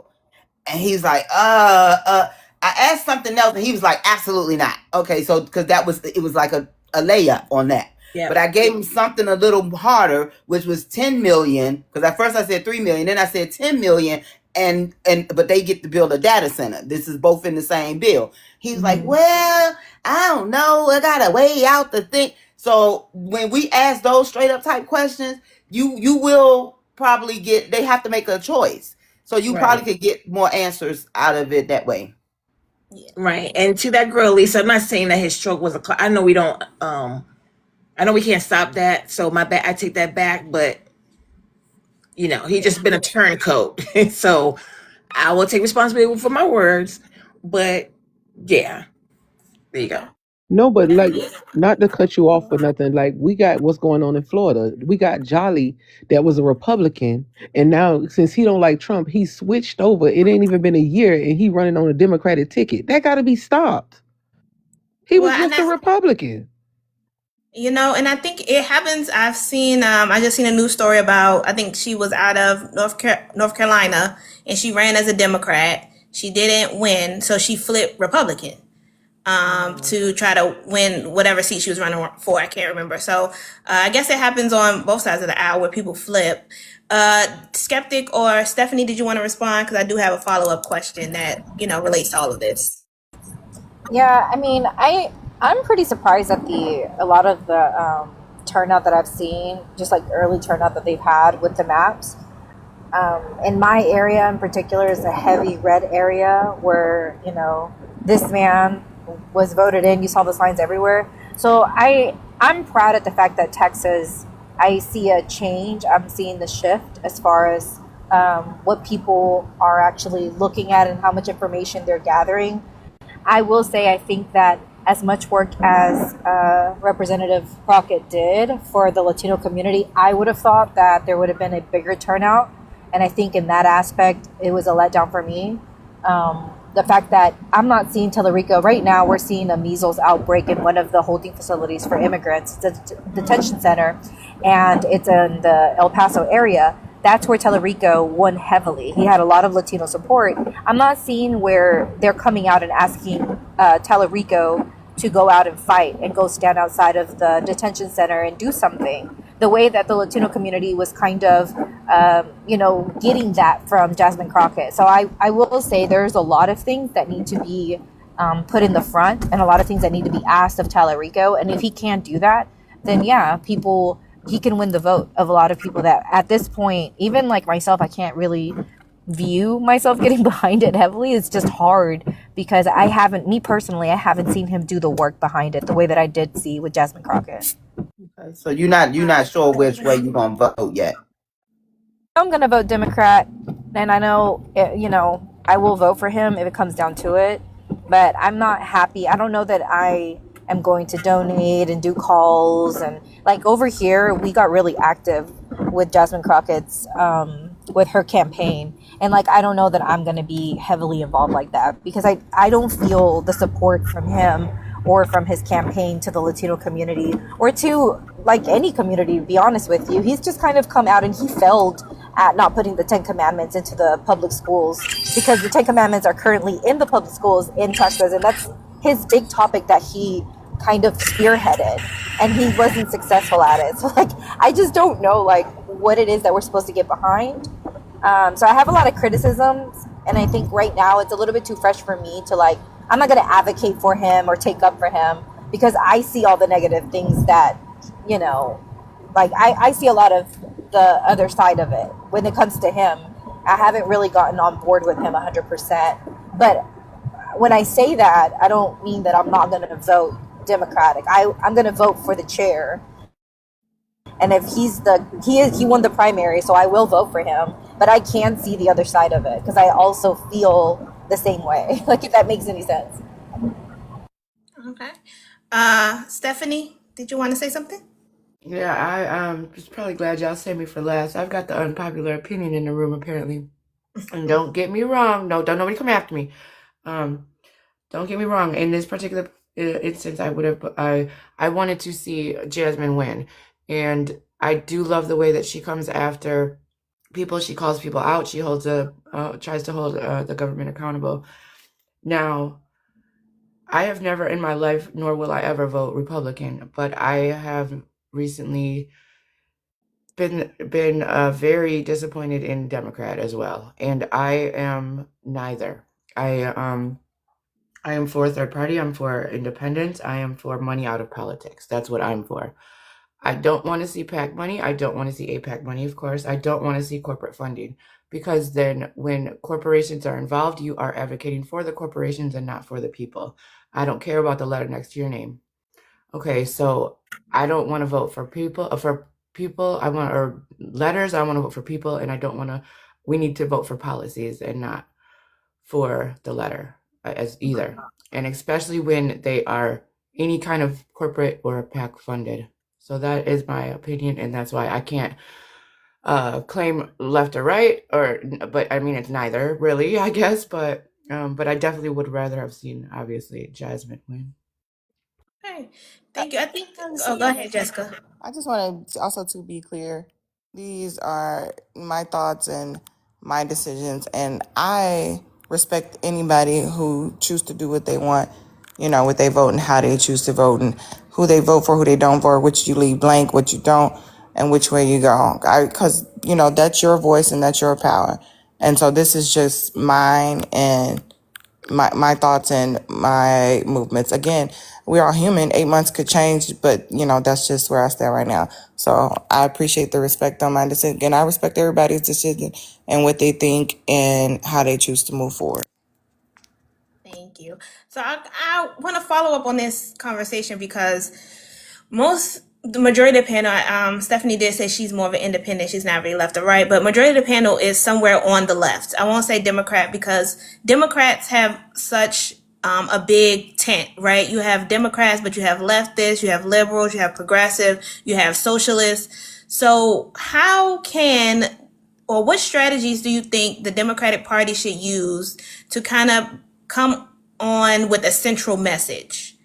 What do you think the candidates can do? What do you think the voters can do to kind of get Democrats on the same message to get us to vote blue, right? Because I think Quinn said it, that Republicans will stay on brand. And I've noticed that too. They will stay on message. Doesn't matter who said it, when they said it, why they said it. They will repeat it, they will follow it, and they will do it to a T. But Democrats are not like that. We have so many different opinions, so many different ways of how we think we should go when it comes to voting, who we should vote for, why we should vote for this person, what should the strategy be. So again, the question, I know I talk a lot. The question is, what strategy do you think the left side of the aisle should use to get voters together in general to come behind the same message? Jay, I saw your hand up in the comments. You can go ahead. Okay, I always say this. I mean, you called it right out when you said that the Democratic Party is a big thing. Like, I want them to look at it like a Little Caesars pizza, a hot and ready pizza. Everybody get a pepperoni slice. Whatever the brand is and what the brand is right now needs to be either affordability. It need to be focused on healthcare. It need to be focused on one particular thing. Like how they said, make America great again. And they lied to us and they was like, oh, it's the border, and went after everything else once they got in office. They can't appease everybody. You can't be sitting up there hollering about we fighting for Latino rights, gay rights, women rights, and all these things. And you confuse the narrative when you just speak on one thing. I'm going to help you guys be able to live and afford to live in your house. That's just point blank, period. And that is it. Affordability is the only thing that they need to be preaching about. All that trying to make everybody else happy. And I think that's what the Democratic Party do. Because as soon as they start having some type of movement, here come the next person saying, but wait a minute, they did this, they did this, and I ain't had no women's rights. And what about black men? And what about the LGBTQIA? And what about this? No, we can't do that no more. We got to have one focus. The focus is making sure that you can afford to live. That's it. Anybody else? Dang, Jay. They should pay attention to the American people. Who are the American people? We are. I'm so sick and tired of seeing them say, well, the American people, no, you didn't even talk to us. You didn't even go into local communities. I haven't even seen you before. Yeah, I see you on TV. I see you behind that podium, but you have not come down to my hood. You have not come down to my neighborhood. You haven't come down to the town halls near here or anything like that. You go to the ones that's popular, or you go to the one that's comfortable. Democrats suck at messaging. They suck. They need to go to the people like you and me and speak to us. No big words, no nothing. Just be on the same playing field as us so you can understand what we're saying. You can understand what we're talking about. You can understand what we are going through. Because right now, it's like a big, huge pissing contest, I'm sorry, where whose arch is the biggest. That's what it is right now. And I'm so tired of the ones that's the head of the Democratic Party say, no, we can't do that because we got to be like this. We got to, no, F that. No, that's out the window. That's done. And it's so annoying. And I get so frustrated when they say the American people. Which American people are you talking about? They sure ain't talking about us. I want to know who these American people are. I'll let my plane on that. Thank you. Anybody have any other responses? Democratic strategy going forward? No? I think Oh. that Jasmine Crockett had a great strategy because I think people felt seen and heard. Like she said, why are you not in my hood? She was at your bar, she was at your church, she was at your local bakery. She was amplifying, small businesses by having some of her events there and where people would spend money there afterwards, which also too, I think educate what's your new name? Educational Jay made a really good point. Like focusing on one thing, everybody can't afford to live. Once you can live, you can pay for this and pay for your food, pay for better healthcare, even though I believe in healthcare for all too. You could live a little bit better. When, Bill Clinton had it to where everybody could live a little better, life was great. You could have a little extra money in your pocket. Nobody wants to work all day and pay bills and have nothing left and then feel like I got to strain myself to do it all over again just to, have a glass of Tropicana at the end of the day. So I think that's important. And I also think, just at this point when they're breaking the law, just upholding the Constitution. Everything that's going on, like everybody deserves this, equal that, upholding the Constitution, So, and, Free made a really good point about that. So, but I also too like what education saying, it's reaching out to the people in which she did. Y'all know I've been saying that their campaign strategy at this moment should definitely be, and I'm gonna use the words of Miss Corey, they need to talk about the wins to the point of nauseum, ad nauseum, right? But also drill in to people's minds what they plan on doing. We don't need a whole bunch of look what they doing over there. We see what they doing. They see what they doing. Folks know they're not happy. So if you drill down on what you can give, what you can bring, then it's going to make all the difference. I don't need to hear, oh, ICE needs to, this is what they doing with them, with the frozen people, blah, blah, blah. I know, we see. What are you going to do about it? So just as you said, Jessica, that, Tyler Rico didn't get up there and state, I'm willing to impeach him. That right there could have been like should have been the knife, the poker in the back. But unfortunately it wasn't, which still also really tells us where we are as a country. So there's also so much we can do when we still really trying to figure out who's really for progression in the Democratic Party. So again, if in my opinion, what I want to hear is, what are you bringing? When we do these town halls, the ones who impress me the most is the ones who already got bills wrote up, the ones who got a plan for the stuff we already see happening. I don't need you to tell me what's happening. I already know what's happening. What are you going to do about it? And so if you don't have that, if you're not coming with what the plan is, I don't know how we didn't heard promises. What's the plan? And hopefully it's a good plan, not drilling asteroids, but mining asteroids. But what was the other thing I wanted to say? We also, I think, need to narrow down who our, and it sounds like Quinn already got his narrowed down, but who our candidate is going to be for 2028, because it will give people who are not Democrats, who may be independent, who may even be Republican, that's not quite with this whole regime, an idea of which direction we're going. Hunter And I say Biden that, huh? in 28. I speak on that, yo. Yes, let me just finish Okay. real quick. Because if we do a Buttigieg, while I'm with it, it may seem too progressive for some people. If we do a Bashir, that may be right in that middle realm that they're looking for. If we go with Kamala,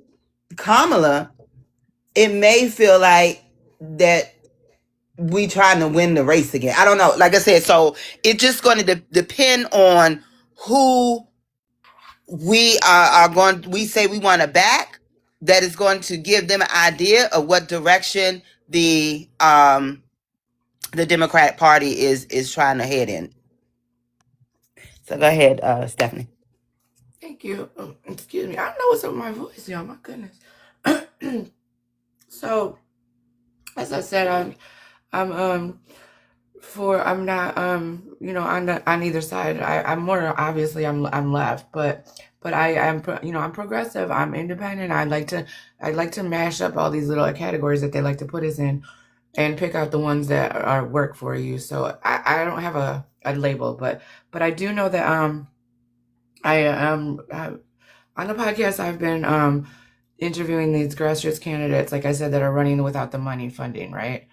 And for 2028, I have actually been asked to join the campaign for Rabbi Michael Ben Yosef. He is running as an independent for president 2028, and he is on TikTok. His handle right now, his name is Chicago Activist COA. So if y'all could look into that, we will be changing his name to it's very new right now, so we're just getting started, but we'll be changing the name. But right now you can find him under Chicago Activist COA, and he is running anti-war, human rights, obviously, and he's big on veterans care and homelessness, fixing, doing something about the homelessness. So I just want you to check out his policies if you could, and just give him, a listen and give him your time, because we don't want to keep having to vote for the two. They let us vote, but they don't let us choose who we vote for, because they're suppressing the people that don't run with the money. So if we get if we do the work and kind of get our research out there and see who we can find that are running like for the people, I feel like that's the way we should go. That's me. That's my 2 cents. But you guys, I honestly have to go, and I really appreciate you having me here, and for listening to me, and for allowing me to listen to you. Oh, Um, thank you. Stephanie, I just wanted to ask you real quick. Yes, ma'am. Have you have you caught any of the town halls on our vote counts? I have not.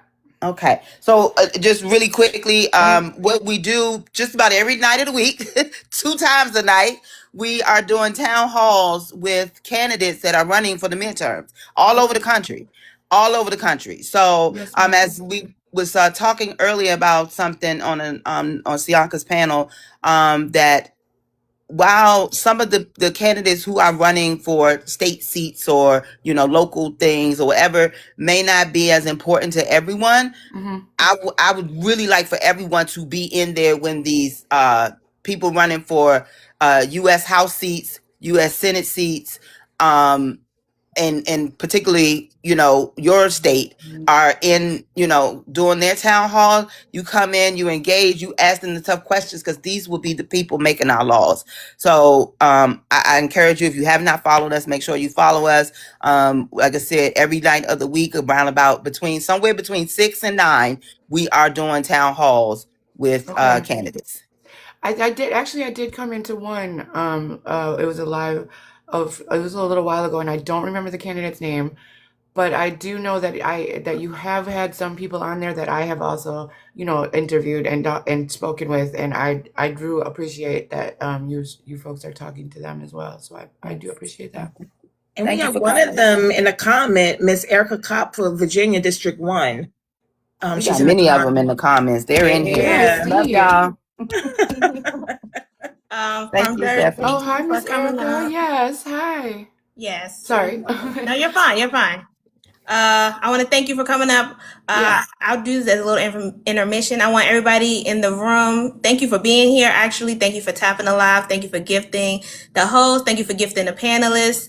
I encourage you all to follow the people on the panel. Everybody on this panel does do something in the political sphere. A lot of them host their own lives. A lot of them are on other political panels. If you like what people are saying, gift them, follow them. Let's just amplify the voices that we need so we can make some political change. Yes, So, ma'am.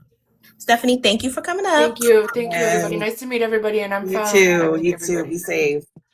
And if you are a candidate, in the comments, put a comment, say hey, put a blue heart, so people can follow you. They can support you. So if you are a candidate, in the comments, please put a blue heart so that folks can follow you, follow your page, and help push this thing along now. Absolutely. Since we're talking about candidates, and some people have said affordability is something that they should be focused on, my question is, what do you think the candidates that are in the room, or candidates that will listen to this maybe back when we post it on YouTube, that the constituents are looking for when they are voting? What is the number one thing people are looking for when it comes to candidates that are running currently in the midterms and even for the presidential seat?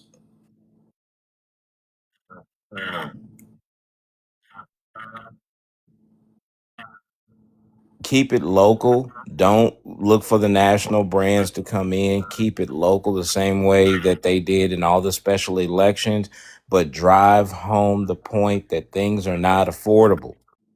That just stay on message with that. That is the biggest thing that we harp on and go back and forth about. That has got to be the focal point. You can't is. afford anything. You cannot. He promised you he was going to make it affordable starting on day one, and we are worse off. Right. You Period. making life decisions. You making life choices in the grocery store. Whether I need to do I buy this loaf of bread, or do I put gas in the car? You making Exactly. decisions. You shouldn't be having to make these decisions in the grocery store. Right. That's got to be don't bring in the big guns to the very end if you're going to bring them in, but stay on message with your state and the fact that things are not affordable. Period. If you're in Alabama, hey, they're taking money from educating your children for prisons. They got to harp on those things. They got to show them that the Republicans are taking money, spending it everywhere, but on the people. Exactly. I totally agree, Quinn. And I forgot to put in my biography that I was also doged last year. The 3rd of March was marked 1 year anniversary when I was doged, which made me even fight even harder, even though I went through a very bad state, because I am a veteran, disabled veteran, and also took charge of my disability as well. But it made me push further, and I'm glad people that voted for this see it. Y'all want it? You got it. And I hope it's satisfying in your pockets. Because in that grocery store, I do not understand how people can say, oh, the economy is great. Where? Where are you seeing that at? Oh, the jobs are booming. We're the hottest nation. Where? Who are you talking about? Like, I wish people would stop looking at Stranger Things underground and get into reality, people. Prices going up. And also, my husband's still in the military. So he's supposed to be retiring this year, I hope. So it's a whole lot at stake for me. But I know I'm blessed that we have a stash, whatever.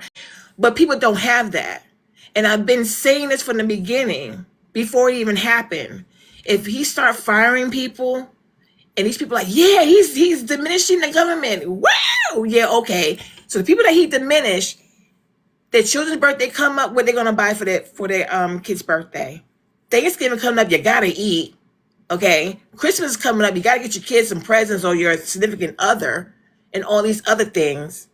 You gotta have gas, you gotta drive to work, or what have you. You got all these responsibilities that's in this man's hand, and he's just dating like a carrot, like, yeah, I got you now. I got you. I don't give a F about you. I'm gonna take your life savings from crypto, which is very dumb. Just doing insane stuff, and y'all comfortable with it. I don't understand. I really do not understand. And educational JU is you hit the nail on the head when it's affordability, and seeing people's faces when they go shopping and they look at certain items and they're like, what the F? How am I going to afford this? How am I going to feed my kids? This is serious, people, and it's getting worse. It's getting worse. Gonna get worse with this WAR just happening. Yes. Did anybody else want to answer the question? Because then I do have a follow-up to what Sianca just said. I also think that unity is a powerful message that I think people kind of sleep on. When you see a lot of the division that's currently going on and you start speaking up for, kind of like to unite everyone, every group that you can think on, they're not pro-veteran. They just snapped the arm of a veteran. They just said they're willing to put your children, your brothers, your dads, uncles, aunties, sisters, they're willing to put them on the ground for the interest of a foreign nation. So they don't care about us. We need to unite all Americans. As Americans, we can come together and put a stop to this. This is why we need the primary to flip blue, because we're trying to put a stop to all the devastation that's currently going on. We're at odds with our allies. All of our allies no longer want to help us. They don't have a reason to give us a cheap deal because we have literally spat in their face. We need to preach unity to all Americans to come together, put all of the craziness to the side, and stop what's currently going on. And I think that sometimes people don't realize how powerful that can come off because they think there's so much hatred and division. We're seeing every politician that is currently in office tell us how we're so divided. But if we can tell people we can come together, we can put all those things to the side and come together to save this nation. You give them a purpose to try to fight for something. You give them a reason to go out and advocate and become, donors and become workers and work for your campaign. You kind of have to speak to a person's heart to kind of get them to come out here and fight. And on top of that, Skeptic, I'm glad you spoke about with the veterans, because to me, if I hear it from you guys, like, thank you for your service, fine. But when I hear it from other people that voted for this, I don't want to hear it. I don't want to hear it. It annoys me and it breaks my heart. Go really Navy, beat Army. What's that? Go Navy, beat Army. I was a sailor, so. Whatever, Quinn, whatever. but But I will. y'all definitely need to come back with that of like something like, well, you didn't make my service worth it, or something to that effect. Y'all need to come back to Oh, I that, to tell them, I, don't those thank who. me, thank your president. I think one of the big things that the vets need to push is that this administration, when these candidates are out there talking, they need to remind the vets, hey, remember how you used to be able to get your retirement? And Yep. that needs to be if the candidates want a message to vets and try to swing a vet vote, remind them, hey, half your income was taken by this administration. Yep. Within the first, that was in the first 6 months, wasn't it? Yes. So, and, to the Doge point, hey, 25% of the government is vets. So I think if they want to talk about vets, they need to stay on affordability. But when you talk to vets, hey, I'm going to try to get your money back. I'm going to try to get your money back, get you guys, continue to upgrade the VA, but we're going to try to get your money back because you earned it. Mm-hmm. The vets that I know who do get disability and all that, they're pissed. Oh yeah. But I I'm think, pissed. I get disability. I'm pissed. yeah, so. Yes. I mean, and I know you said you're going to something else, but No, go can ahead. anyone tell me what worked when, they was trying to propose this, that they would reduce the benefits for the veterans if the medicines are working or the treatments are working, and it like literally like the next day got reversed. What worked? What worked with that? Because that is what we need to be doing every single time. Does anyone know what From the big outcry was, or where it came Quinn. from, should I say? Okay, Quinn, anybody want to speak before I do? Don't know. Oh, Jay, because you know? Mm-mm. I've heard people, veterans, speaking out to their congressmen, to the VA. They write comments on and the VA feedback. They go on websites. They put it out there. They constantly keep putting it out there. And we complain, even to our doctors. We even complain to crisis hotline. We even complain to a whole lot of people. We even went on military.com, complained to them. Went on all these websites, went on to these people that represent our community. So I didn't hear basically it. we brought knowledge to it so they couldn't just slide it under the table. Yeah, and we just nonstop. We just kept talking about it nonstop. And the old school veterans, they really get in the ear because they use all kind of language I've never heard of before in my life to these people, especially YT veterans. I hate to say it, especially them, that was like in their ear constantly. I don't know what A. Quinn have heard on his end, but I know on my end, oh, they pissed. I think that speaks to a good point of people using their voice, right? Because it was something else that the administration did, and then it immediately got reversed once people really spoke out. There was a lot of outrage about what they did. So I think that really speaks to the power of the people coming together, one as a whole, and being on the same message, and just using your voice to be like, hey, this is not what we voted for. This is not why we voted you into office, to take benefits from people who have, fought for our country, because there are a lot of people that would not sign up to be in the military. So those people deserve everything that they are getting as a result of signing up. Could I mention it was for disability. So disability qualifications, they started removing what was qualified as a disability, and they also started delaying payments to veterans based on disability. I know my sister and her husband are living with me, and he is a veteran. He literally just left, and he is disabled. He was like deployed multiple times and came out. He still has not been paid even now. And I want to say that was like 2 or 3 weeks ago. Oh, So wow. it's crazy now to see veterans like the Marine, and like that breaks my heart, and how they so Yeah. easily tell you, yeah, lives are going to be lost. Yes, Some of our soldiers, that's how war goes, so easily look us in our face as if we are, so dumb, and we're just going to continue to have these oligarchs as who they are. Because why doesn't this man's son, why doesn't he sign up to go and be deployed? Why You talking don't about some of these hereditary bone first? You got yeah, right. hereditary bone first. Cass always says he has to charge himself up to talk and stuff. That's funny. But, and also the cubes, why don't they send the cubes out there? They're so tough. They're out here, and from what I understood too, he's trying to fall back on being so harsh with that also, because what no one was doing. It's like all of these things I feel like are fuel for those that are going to run for office for them to use, because you kind of pull at our heartstrings there. We have a soft spot for veterans, at least the majority of Americans do, and we also have a soft spot for all of those that have served and how they're being treated afterwards. I don't know if anybody else wanted to respond, but I want to ask, I feel like we're talking about this. So how can the Democrats beat the propaganda? All of you are creators, you're on TikTok, you hear what's on TikTok, and I'm sure you all hear the same thing, right? We talked about how Republicans stay on message, they say the same thing, even if it's wrong.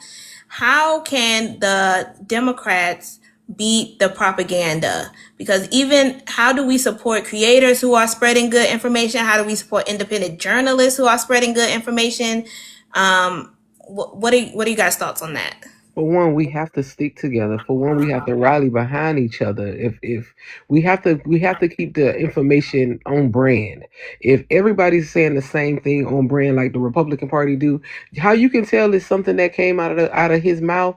Everybody that comes into each and every one of our lives say the same thing. They're gonna stay on brand to whatever he said. He said the new talking point is I have been exonerated on all charges.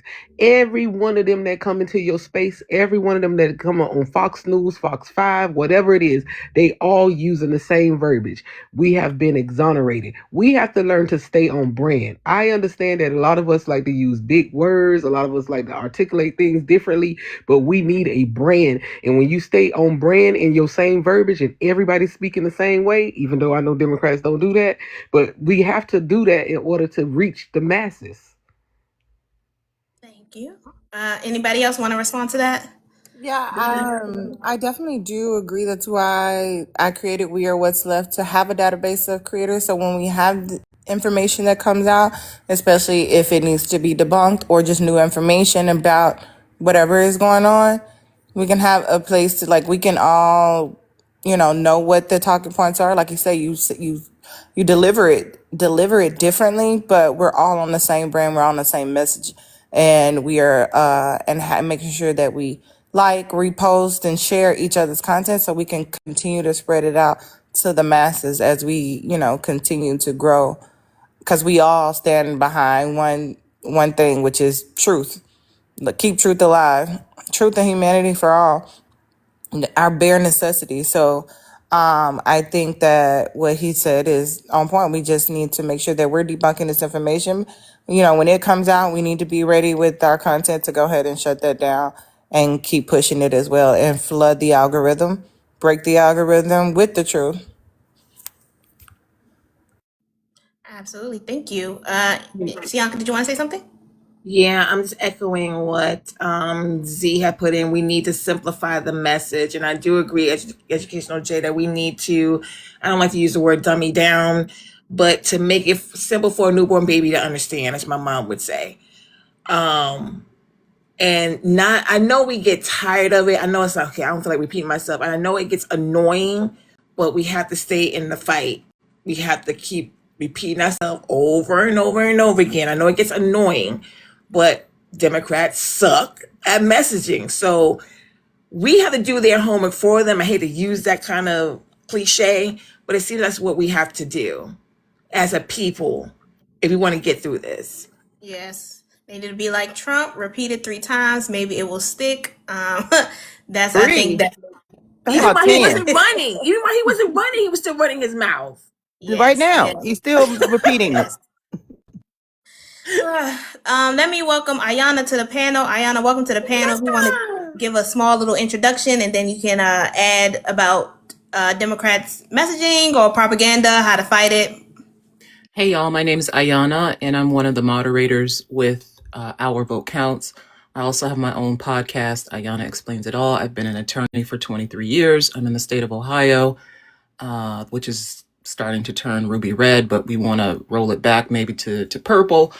Also, I do a little bit of content creation, very little, but I've also been on some other panels. I've been on Buttermel's panel, Sianca. I've been on Blessing's panel. Recently, I've been on Caso's panel a few times. And I just wanted to say about the messaging. This is probably going to ruffle some feathers, but oh, hey, old lady in the background. I know one of the reasons why Democrats suck at messaging is because we cannot get behind one message, right? There are people who want affordable health care and there are people who want Medicare for all. Those are not the same things. There are people who want better higher education than there are people who want affordable higher education. Again, not the same thing. There are actually Democrats who support the war, the WAR in the Middle East. And then there are Democrats who are staunchly against it, want us out of Middle East relations, don't want us having anything to do with it. And that would surprise a lot of people that there are Democrats who support what's happening. But there are. There are AIPAC-funded Democrats and Democrats who completely say, F that, I'm not taking any corporate PAC money. I'm certainly not taking any money from AIPAC. And we can't get on the same page with people who are in the middle. If you're not in the middle, you're not going to get on the same page with people who are in the middle. If you're far left, you're certainly not going to do it. But because of the way political parties are structured, in most states, you have to run as a Democrat. You could be a member of the Green Party, you could be an independent, but because of the way their primaries are structured, you have to run as a Democrat. So you can't even have, whatever little letter is behind your name. You have to run as a Democrat. We had a candidate on last night from California who, because somebody was trying to come in and split the vote, he has to run as a Democrat, but he's in the Green Party. So you have people who have very far left ideas who want to bring the Democrat Party further left, but they're being constantly held back by this very centrist, almost Republican faction that seems to be most of the Democrat Party. And we're not good at messaging because we don't have one message. We just don't. Exactly. But we also need to, if we're going to have any message, if we're going to do debunking of propaganda, we need to be in spaces where people are sort of in these echo chambers. And YouTube has a lot of these, where people are just disseminating the same false information over and over and over and amongst each other in their group chats and these Facebook groups, and people are just disseminating. It's almost like you have to be insidious when you go into these groups. You have to kind of infiltrate them and find people you can deprogram. It's exactly how they got these people. That's how they got these people. They went into these different spaces like the video game sphere or whatever, the Twitch sphere, and they found people that they could program. MAGA, that's how they got these young kids. We need to, I hate to say it, we need to do the same thing. We need to get in there and deprogram them. If it means 100, 200 kids, whatever. But the more people we get away from these cult-like ideas that authoritarianism is a form of government that we should adopt. We're talking about people who are the great-grandchildren of people who survived, who fought in World War II, saying that they want authoritarianism. It's disgusting. And we can stop that. We can stop that with our own anti-authoritarian messaging. Even if it's not, one message, it can be anti whatever their message is. Instead of us saying, well, we're pro this. No, we have to be not anti-Trump. We have to be anti their ideology, which was dangerous in the 1920s, in the 1930s, in the 1940s, in the 1950s. And it's going to be dangerous, and it is dangerous in the 2020s, in the 99s and the 2000s, as they say. It was dangerous then. It's going to be dangerous now. There are a lot of people who are dissatisfied with, a lot of people on the right, rather, who are dissatisfied with Trump engaging in all of this foreign relations work. Meanwhile, at home, domestic relations are suffering. And I feel like those people are ripe to be converted. We need to find them. And you know what? People can be really nasty to those former MAGAs and BLAGAs. They can be really nasty to these people. Well, you voted for this. Okay, and now they're saying to us, we are sorry we voted for this. We're sorry. We were wrong. We don't want to vote for it anymore. We want to help. We want to vote for progress. We want to vote for change, actual change. We need to be welcoming these people. You know, you could be pissed off at them, fine. But they are now looking for a home.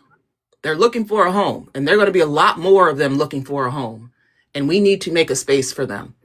I mean, you be cautious, but these people are going to be looking for a new home, and we need to give them one. And I land my plane. Thank you, Mike. Yana. Jay, you had your hand up in the comments? Yeah, I just wanted to say what she said was absolute truth. Like I do, on Mondays, I do MAGA Monday, where I flip it. Even though I am who I am, I flip it and become blagger. And you'll be surprised how many, I call them blue MAGA, which is these Democrats that come in.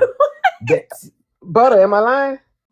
No, she's not lying. I have to But come in maybe and visit the that. Democratic Party is unhinged. They unhinged out there now. And I call them blue MAGA because it'd be funny to see because they think that I'm blagger and they come in and the things that they say and I be sitting back like, wait a minute, because I spend all night long in MAGA lives. Like I be over there on X and I be in their spaces and I be up in there and I be debating with them and listening to the way they talk. So that's why I say it's like you got to be repetitive in your brand. You got to be repetitive in what you say because in another thing that the Democratic Party need to get away from is always mentioning Trump. Because as soon as you say Trump, they don't hear nothing else you say but you anti-Trump. They don't hear nothing about legislation. They don't hear nothing about they being wrong, gas high, food can't. They don't hear none of that. All they hear is you don't like Trump. Anybody else have a response? Go ahead, Butter. Yeah, but I mean, like to Ayana's point that it is going to be hard for us to come down to one message because we are such a big tent. Everyone feels like their cause, their community, their situation should be at the forefront of the Democrats' plight, and so that's why, like I said, it's just going to be a little more difficult to have a single message. It's easy for the Republicans to do it when your message is we should have Christian, straight, capitalists. That's what they think. That's what they believe. Is really super easy to have that message. We don't think that. We think that you could be anything you want to be. You could do whatever you want to do. You could live in whatever way you want to live, and still have rights. We don't leave that part out. So that's why it's kind of hard. But literally, that is the message that we should be putting out. Is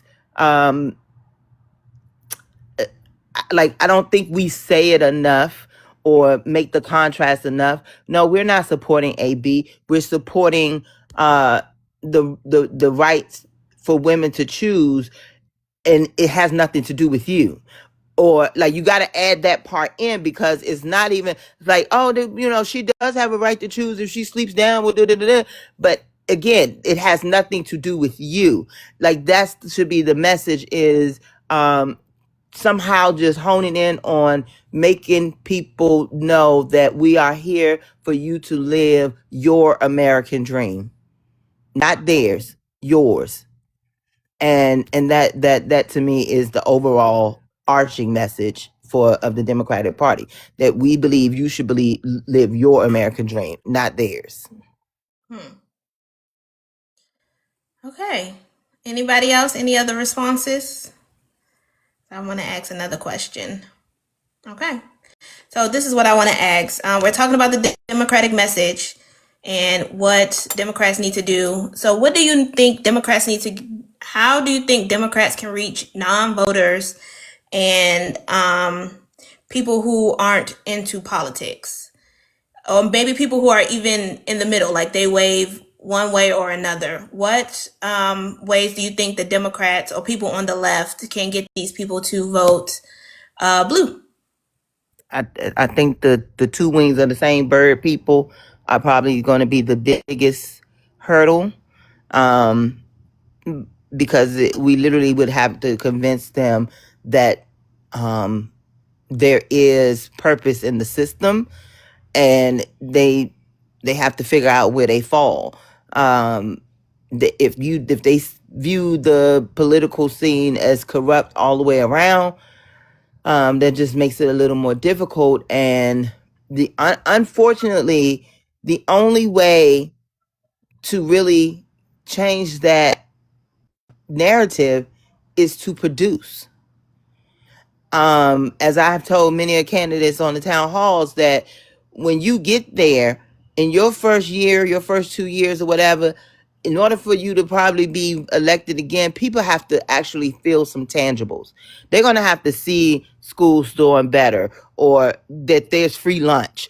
That, like, oh yeah, that 2 years ago, I had to pay for my kids. Now everybody's lunch is free. Something like that is tangible. They can see something was changed, something was done. There is going to have to be tangibles going on in order for those two wings of the same bird, and done by a particular party, in order for them to really hone in on, okay, maybe this one ain't as bad as this one. Like I said, I think they're probably the biggest hurdle. Okay. Anybody else on how they can get non-voters or people who are not necessarily in politics? People feel like their vote doesn't matter, and I know a lot it has to do with voter suppression. I know a lot has to do with, not courting everyone and only focusing on, sometimes white tea Americans or whatever the hell is going on. But people want to feel seen and feel heard. That's why, with Jasmine Crockett, she went out to the people. I was gonna vote for her anyway, but I felt seen. I felt heard. Other people said the same thing. Kamala Harris went out door knocking. Reaching and talking to the people, and not just for a photo op, but seeming like you genuinely care. And people will feel like, oh, okay, I know them, or I know they are, I told them my story. I feel like they, would work for me. And people are most likely to vote or support with the vote somebody that you like, or somebody you feel like you even know, albeit maybe parasocial for a quick second. And you've been invited to the event, they let you in, y'all are in the same room, wherever the case may be. So I think that's also too an important, is in like just not assuming and not just doing rallies, but getting out and talking and touching the people. I got a companion strategy that can make all of them win. I've been telling everybody for the longest time. Invest in some lunch meat, some bread, and some apples, and go stand outside at the old folks' home or go at the schools. And when the people come out, get them a sandwich and a juice, and guarantee people will sit there and listen. And don't ask for nothing. Don't ask them about nothing political. If all of these people that's running for positions just go act like you genuinely care about the people, nobody won't even be judging you. They wouldn't even be asking you no question, because they will see it in your heart that you care. They don't That's even the do that's that. the production I'm talking about. That you have to literally do. Like I said, we've heard promises after promises after Yeah, go out promises. there and get them people a sandwich. Like you say, if you show up every day, making sure that every child that walked in that school had a lunch, what can somebody say? And she Exactly. also talked about just genuinely giving, I think it was hot outside, and giving the homeless water Facts. at our event. And these homeless people came out to vote for her. There was a story, I can't remember what's the name of, I think it's not, I can't remember the story, about this Indian lady that bought some land up north somewhere, northwest, and she needed votes. What she did is she got all the homeless people. They built their own little land or whatever. She got all the homeless people registered, gave them, some work to do by helping building, houses on their properties, their lands and stuff, and they all voted for it. Like, people negate the homeless. Those are votes, and we look over them. Like what you said, just the food and just showing people that you care in some type of way. So I think that's a great idea, educational. I also want people to understand where their vote is going. Like, a vote for me means a vote for this particular policy that's going to make you riding the bus every day easier or less expensive, right? I always tell people that they have to trace a particular thing that a person uses every day to legislation or a city policy or something of that nature, and then trace it to the person who passed it, wrote it, or made sure it was implemented. And that's how you get people understanding what their vote affects, how their vote is important. Once they see that, yes, that one vote can mean the difference between candidate A getting elected and candidate B getting elected in all of these local and state elections. When it comes to the national ones, I mean, and Democrats engage in this too, gerrymandering at the House level, the state House level, I mean, the U.S. House level is so heavy that sometimes, yeah, it's great that you can vote, but you don't really get to say who you're voting for, because your candidates are limited to whomever your state drew the map for and said could run in this race. So, yeah, great, show up to vote, but my vote is gerrymandered. So my person is not going to win anyway. My party's not going to win. But at the local levels, you don't have that problem. In the state races, you don't have that problem. So you can show people, hey, you see that pothole? You see how it was filled the other day? That's because the city got money from the state. And who made sure that the money came to your particular district or your particular city when the state was asking who needed money to fill potholes? That's me, your state rep. And then people think about, oh, state rep. You mean I have a state representative too? You mean I have a state senator too? Wow, what do they do? So sometimes people have to have their hand held to the polls. They literally, I've done this before too. And it's usually men, I'm sorry to say. It's usually men who are not voting. And I've had to hold their hand and show them why it's important, why their vote actually matters, and make sure they go to the polls and vote. And it works. Skep, why you think it's men, Skep, that I think we have the problem with? I think that men tend to be kind of very like A, B, C. Like, and I think we like all the finer details. Me, the men in my life, I'm like, go vote this day here. Send them there. Like, I have to, like, literally. Yeah. And they're kind of like, just tell them what they need to do. You have to kind of like lay it out for them. I need you to do this at this time and go do it. They kind of, I think they get overwhelmed with too much detail. And so I think maybe simplifying the message. But I will say Jessica has this genius idea that she's already working on and has been working on called We Are What's Left. And it is to do the same thing that CK was doing in colleges, talking to our younger people. Because in Texas, I want to say that the vote for the young people was kind of low. And so I think that, again, I think we can make things so complex for people to where they're like, this is too much. I have so much stuff going on in my personal life. I don't want to sit down and read a book. I don't want to sit down and like learn all these things. Just realistically, some people don't want to do those things. One thing that this man did that was right was that he kind of said, blue people bad, women bad, vote this way, vote for me, I'm good. So I think sometimes simplifying the message, coming out and speaking to young people and just kind of giving them a simplistic reason why this is not good for you, why it's going to backfire. Latinos, look at what's happening with y'all. They're hunting us down. Look at what they're coming after us, even the ones that are citizens. Like, we're having to go through discrimination. You're seeing children, 5-year-olds being put in these camps. So just kind of simplifying it down to be more understanding. If you vote red, you're saying you want more of that. If you vote blue or if you vote Democrat, you're saying you do not, you want to stop to that. And like a lot of people kind of hear that and are like, okay, I'm going to vote for Democrats. Thank you. Sianca, did you? Oh, go ahead, Jessica. Perfectly, and it's so true. Skeptic, you forgot the very, very, very bad. Because he like to say very, very, very, and it just lets you know how they take in very simple demands.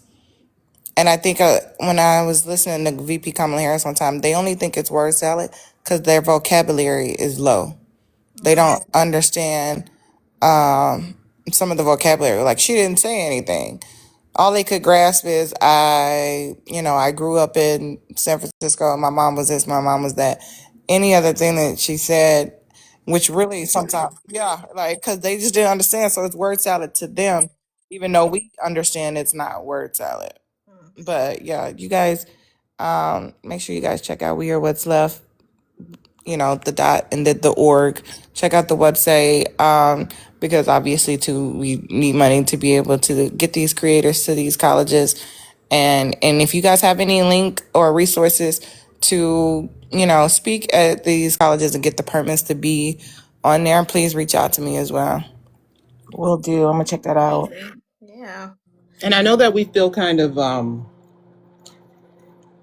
disheartened by the fact that we might have to, I don't want to say dumb down our language a little bit, but sometimes you got to meet these people where they are. Sometimes you are dealing with people who have only made it to the 11th grade.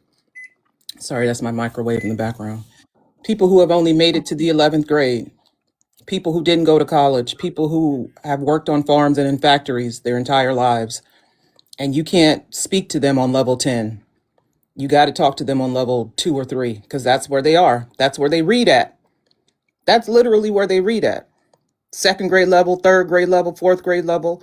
And if you're a college educated woman, number one, you're college educated, master's degree, JD, doctorate, whatever, and you come at them with this glowing vocabulary, with these so-called $2 words or whatever, I mean, they're going to look at you like they can't relate.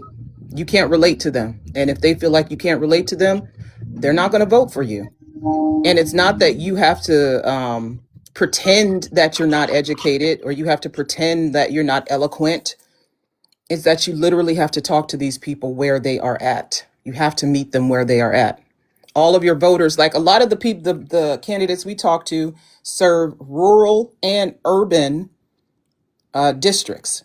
So they're talking to farmers and they're talking to city folk. They're talking to people who might have 2 teeth and people who got a nice shining set of veneers. And so you have to know how to talk to all of these people and you have to speak their language and you have to know what message to give to these people, all of these people. I don't know how this is why I could never run for office. I don't know how you serve people who work on farms and people who are doctors simultaneously. Yeah. But they figure it out. Some do. I feel like we're talking a lot about education, right? And I would say even with our counts from the town halls that we've done, I didn't know what a comptroller was or what they do. So it's been Right. interesting. Yeah. We've interviewed judges, even just hearing people that are running to be a judge, because some states vote on their judges, what they do in the different district courts has been very interesting. So I'm going to pose this question because we are going to wrap it up soon, but where do you think the education should begin when it comes to politics? Because I know I've heard people say we need to start targeting the people that can vote in 2028. People that are high schoolers, basically, who will be able to vote in 2028 and start getting them educated now. So if anybody has any opinions of when do you think the education should begin when it comes to politics? As soon as I can understand what's going on. I think you should be what's the word I'm looking? They skim over it in school.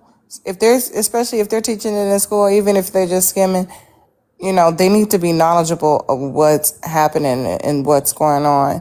Just be taught, albeit in the home or what's going on, what you're doing, especially if you're like advocating, like how can I, tell my niece 5, but she know I'll be on live talking about, politics and stuff. I think because that gives them an opportunity, especially in their younger stages, to expand their comprehension, expand their knowledge of what's going on. Trying to teach the teenager who either doesn't care or never heard of it sometimes can be hard because, usually teenagers, especially when they're about to graduate, think they know everything. You can't tell me nothing. I've already developed a mindset about like what's happening. So even going to like, the elementary schools, the junior high schools, and, if that's possible, and just talking to them, if anything. So like, because people remember like, I remember, the congresswoman came to my school when I was in the 3rd grade and she was just so nice and this and that, whatever the case may be. But I think as young as possible. And to your point, I think that while it's a part of civics or social studies, depending on where you are, in high school, I think it should be its own course in the curriculum, because it's such an important part of our society, that there should be a whole school year on the government. And I do think that there are schools that have government, like that's the title of the class. But it, like, by the end, you taking a test on basically to the standard of what the citizens or people who want to become citizens have to take. There should be some sort of test like that, so you know exactly what happens in America, where you stand, and how you fit in. And so it needs to also then be a required course like math, science, English, that you got to pass government in order to graduate. I say that it should be animated in, kindergarten, and just add on more and more and more. And in high school, to be more aware, and then adult. Oh yeah, I remember that. Like what Jessica and Buttermel was saying, make it more animated for kids to understand. Like make it more fun, like kind of to get a hang of it. Because when we say it should start from home, because you got people from home that say, my parents were Republican, I always will vote Republican. And the same thing with same thing on the Democrat side. But it's like when you're on the Democrat side, we're voting more on policies. You know what I'm saying? So I think that it should be animated for kids. The very basic, where they can understand. And as they graduate to the next grade level, make it more advanced for them and things of that nature.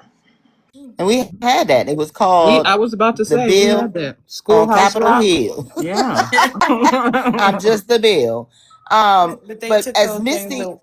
Misty was saying in the comments that she did it in her high school and it was a requirement. So this is where my stance is. You know how my stance is, that I think the federal should control all schools in the whole United States so that everybody is on the same level. Like there is no, oh well, West Virginia got an actual government class that you needed that was required before you graduate, and Virginia, just go over to Virginia, doesn't.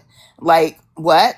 And so this is where my stance is, that the federal level should be in control of schools, and that the curriculum is the same, and you still would need the school boards in each state in order to enforce said rules that was sent down by the federal. And also they will have one area of that they could put in, which is to the state's education, the education about the state, the history of the state or whatever. That's what they would do their curriculum on as a state. I see Chicago wants to get in here, but I'm putting it up to you, Blessings. What would you like to do? Let me hold on, Chicago. Let me bring you in, Chicago. If you just want to introduce yourself, who you are, and how you're related to politics. Okay, well, thank you. I'm so sorry, my voice is so sore. But my name is Rabbi Michael Ben Yosef. I'm a human rights activist here in Chicago. I've been a long-standing activist. Never, ever, ever, ever, ever ran for office. I've always been one of the long-standing advocates to hold political levels accountable for policies that they influence in our communities. And so it just recently, since October, when the government shutdown occurred, that 20 plus million Americans were going to be subjected to losing their health care. That's when I began to reconsider running for office. And so because of that and other things, not just that, but other things I feel strong about when it comes to the policies that what we're seeing of our country going in total backwards before our eyes. And so the things that I'm looking for, standing for, is human rights. And that's why I call myself human rights advocate, because that's all I've done over the years, advocate for human rights. Unsolved murder, unsolved unaliving of black and brown women in Chicago. Uh, Human rights for those who've been victimized and terrorized by police in different situations. Missing person, the black women who goes unsolved and can't find them in the cities. But when we have other ethnicities, it gets so much coverage of finding even an ounce of help and resources to have those who've been missing, to have their advocate be done. And so I've been doing a lot of issues in Chicago. Now I want to take it to a national level. And I totally agree with the idea of bringing the federal government overseeing the education system. Because I can remember one school in Chicago got $78 million. One school. But then the other schools got little crumbs. And so I believe, I like that idea of hearing that idea was presented, that will even the playing field where everyone has an opportunity to grow and be educated on an equal level. There's other things I advocate for when it comes to our people and what we need. Universal health care will be a human right under my policies as a president. Reparations, not talking about having a study. I'm tired of having studies. We need reparations. And I'm running on a campaign on that in my administration, that we're going to have we have task force to ensure that gets done, as far as the people that have been descendants of slaves during the slave civil rights era in those times. So we're going to be doing a lot of things when it comes to having veterans' rights veteran rights, to give them what they deserve. Also, we're going to be taking America First. There'll be no more America First policies under my administration, because of the fact we have seen so many times candidates say America First, but don't produce the receipts of showing America First. My agenda is totally America First, meaning that we're going to take the tax dollars from Izzy, from funding a genocide, a G-side, and bringing those infrastructures into the communities to give grandma, a black grandma who got to travel 40 miles to get a loaf of bread, to get fresh fruit, have to get on the train to Chicago, to go way across the area of towns to get a loaf of bread. Unacceptable. But when you go to the Gold Coast, or where the billionaires live, they got a grocery store right there in arm's length, and people have that type of influence, and have those things, resources. It's unfair. It's not going to happen in my administration. And also, the tax dollars are being done when it comes to the ultra rich getting richer and the poor getting poorer. We're going to tax them so much. I'm not going to put for 25%. I'm going to add a 30%.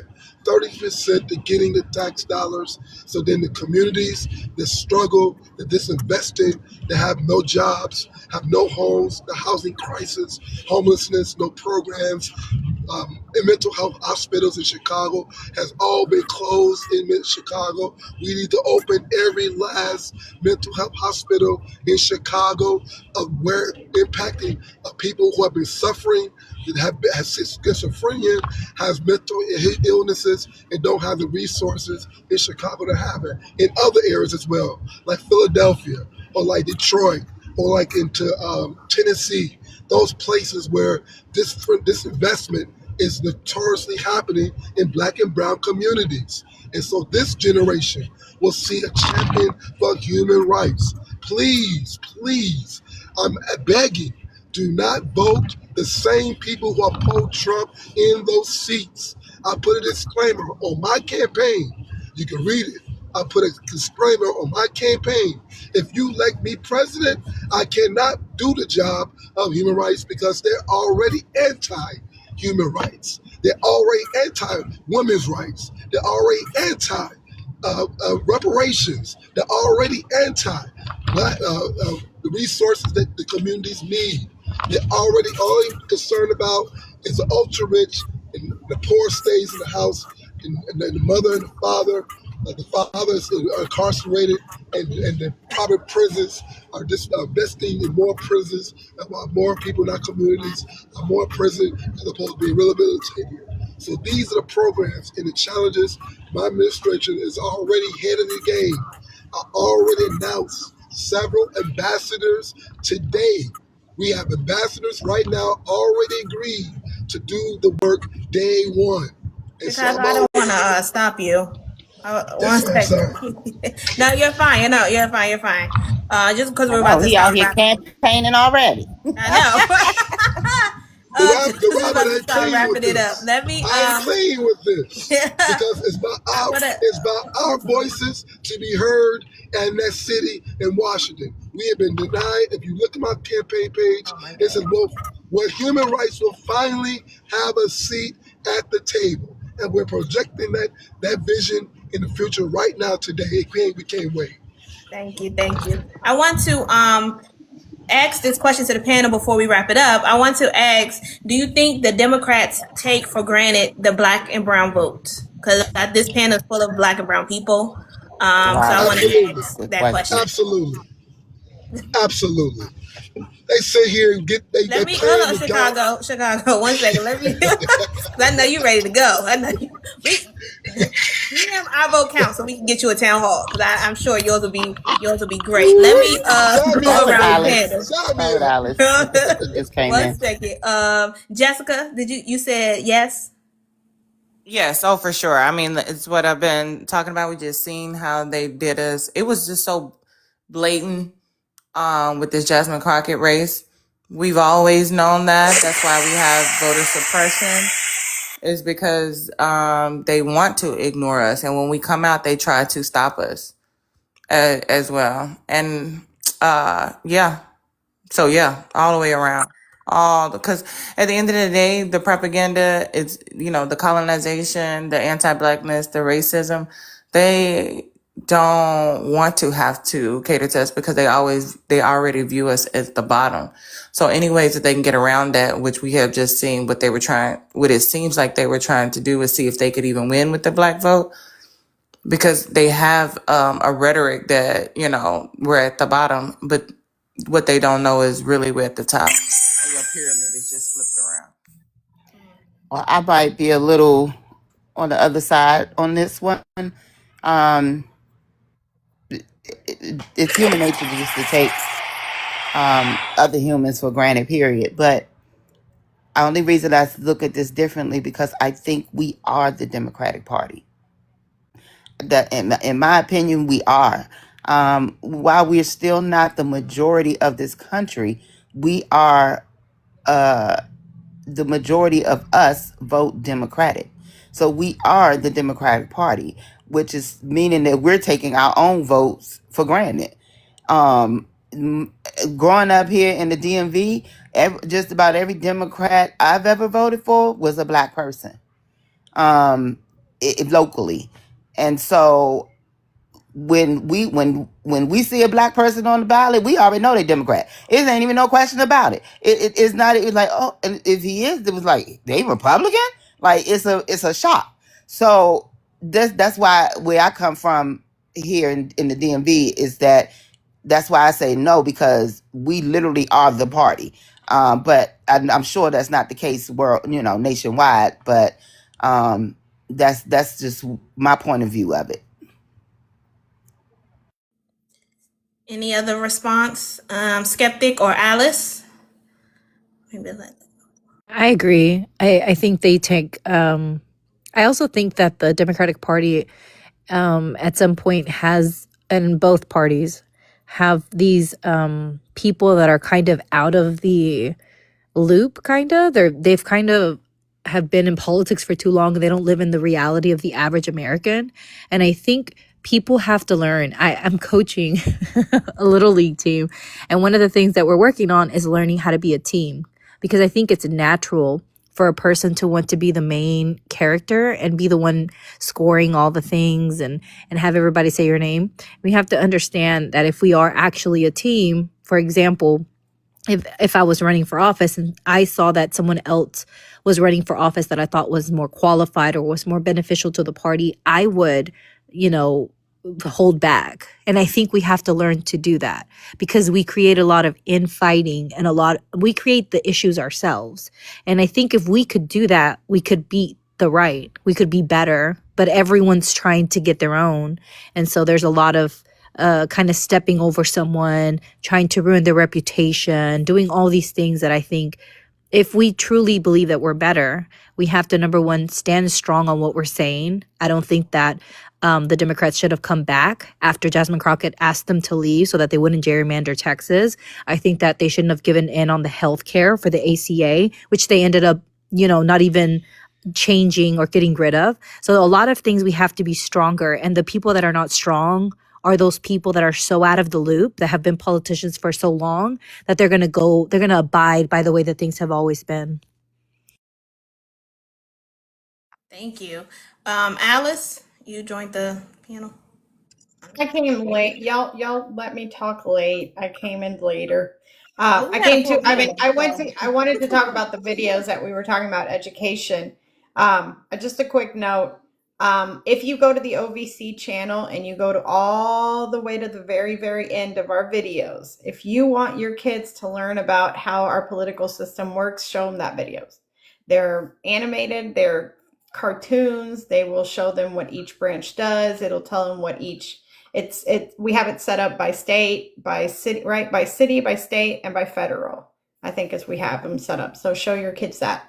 Other than that, I always said that in reference to the question you just asked, I think one of the biggest problem that we have right now is we have way too many people over 60. Like, it's just too many. And that generation sees things very differently. And why we are not seeing enough change and not seeing it quick enough is because we have, and I'm talking about both sides, not just the Democrats. And the Democrats have become complacent because that's what the older generations were taught, that was the way it's supposed to be done. That, coming to a middle ground or compromising. And I think we're way beyond that. I think it's beyond the need to just come together and compromise. I hate when people say, oh, we need to unify with the Republican Party. I don't think we do. I think if we want true change, unifying is what's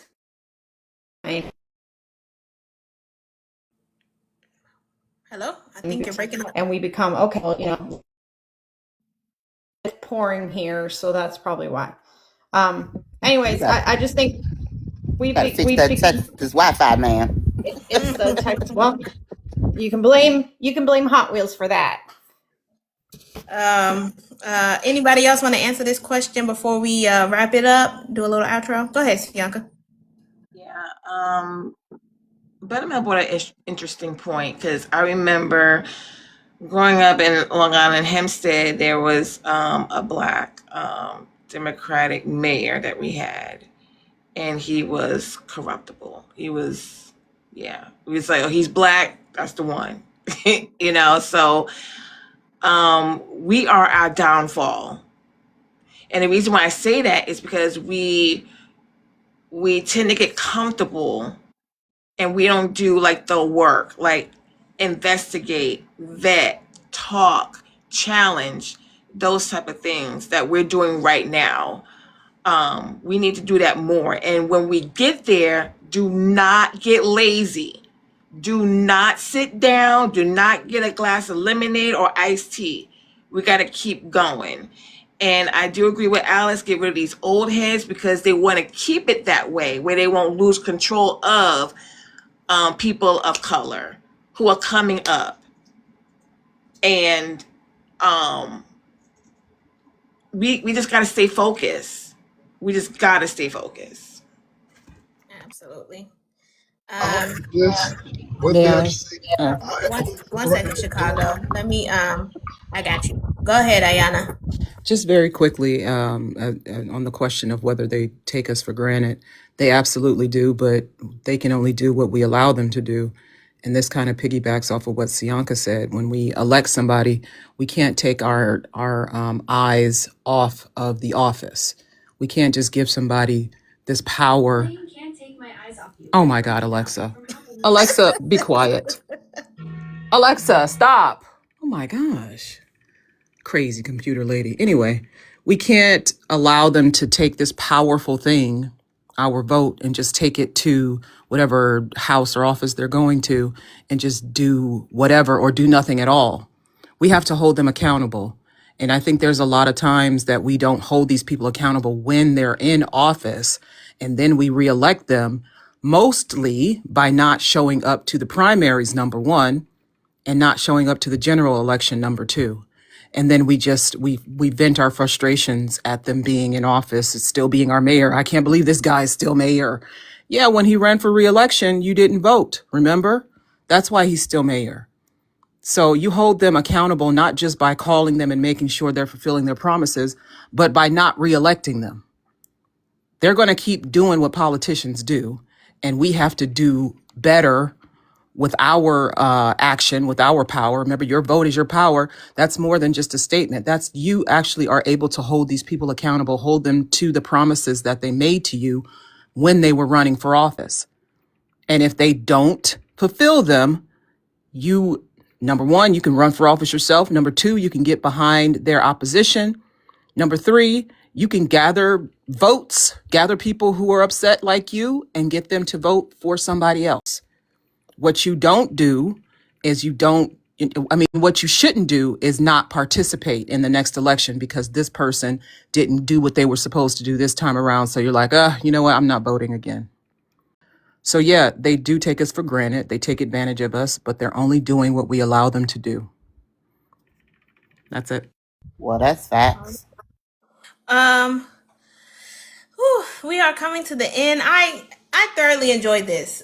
This was our first Creator Caucus. I was nervous. I didn't know how it was going to go, but I want to thank all the people that have joined the panel. This has been amazing. I think this was great conversation. I hope that there were people in the audience, voters and candidates, listening to what these creators have to say. They are dealing with politics every day. They are talking to people every day. They're educating people every day. They're having the conversation. So their ear is to the ground of what candidates want. Of what constituents want, maybe things that candidates can learn and use in their campaign. I want to thank Chicago for coming up. He is running for president in 2028. So that's amazing. Please look out for our vote counts. We'll probably message you or you can message us so we can definitely schedule a town hall with you. Before we leave, I just want to do kind of like a final message. Any final thoughts on anything we've talked about or how we can continue to amplify voices like the people that have been on this panel, and how we can, move forward going into midterms and into 2028. Let's start. I'm gonna start at the top and then work my way down. So Jessica.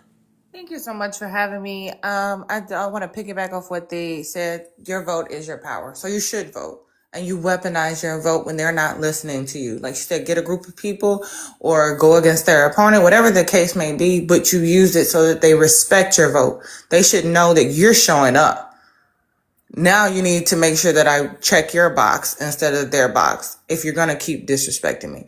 So at some point you have to grab the whip and say not no more, or I'm gonna whip your ass. That's one thing. Two, we can't be so desperate to have it blue, for it to be blue, that we don't do the work and the research and we elect anybody because they say that they're Democratic, and they're the only ones that's left. Just because they're the only ones left don't mean it's the best.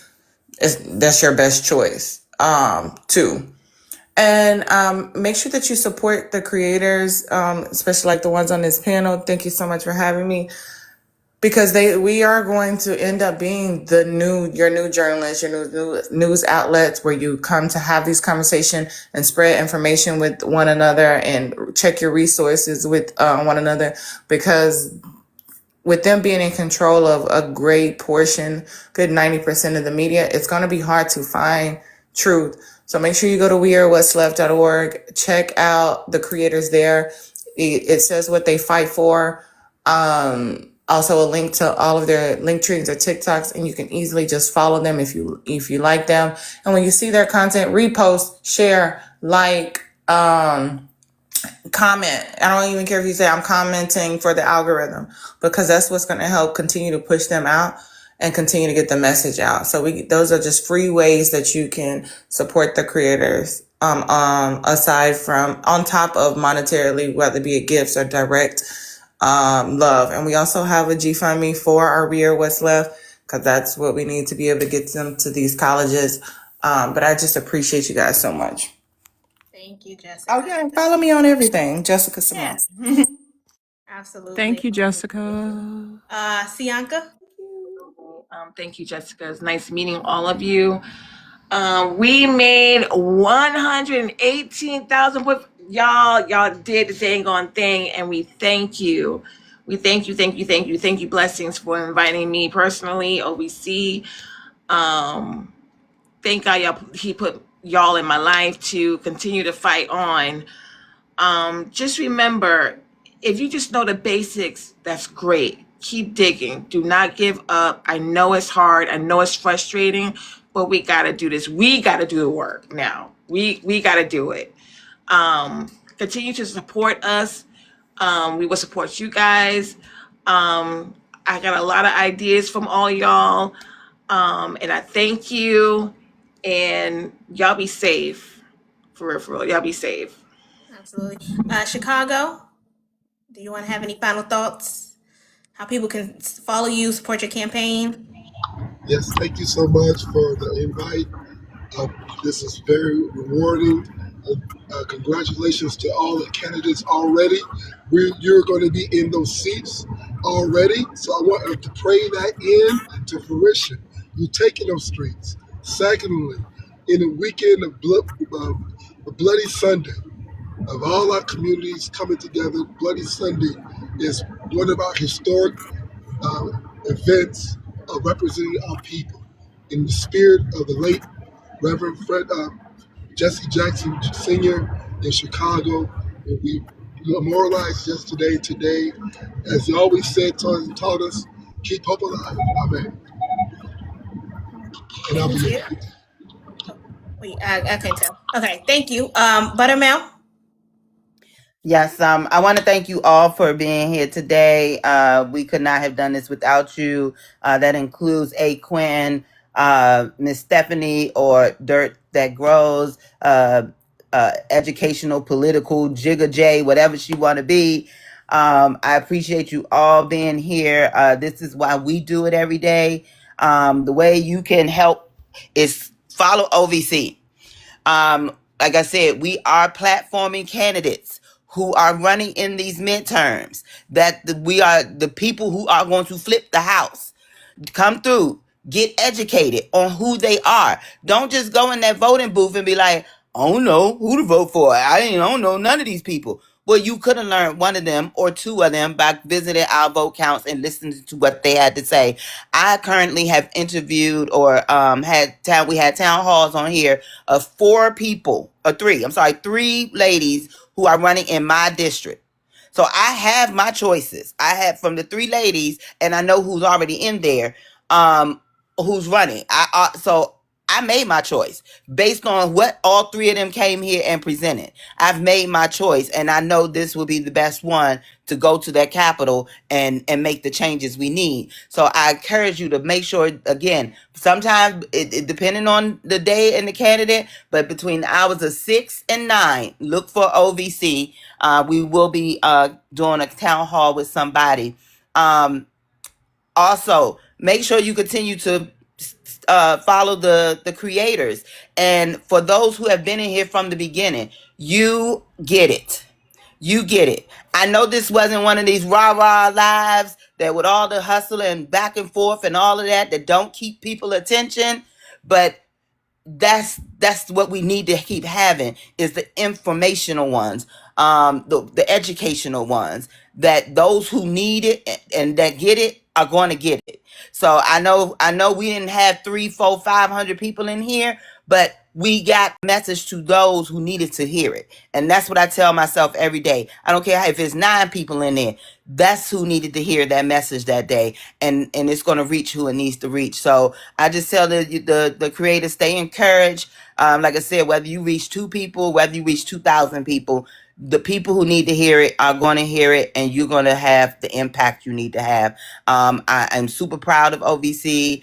Like I said, the fact that at least 15 people in these first set of primaries have gone on to the national. I mean the big one is super great, and we got more primaries to come. We got more. Like when I tell y'all, we booked up to the end of April. Okay, I know we closing up. Oh my When I God. tell you we booked up to the end of April, we is booked up to the end of April. So come support. I'm done. Skeptic.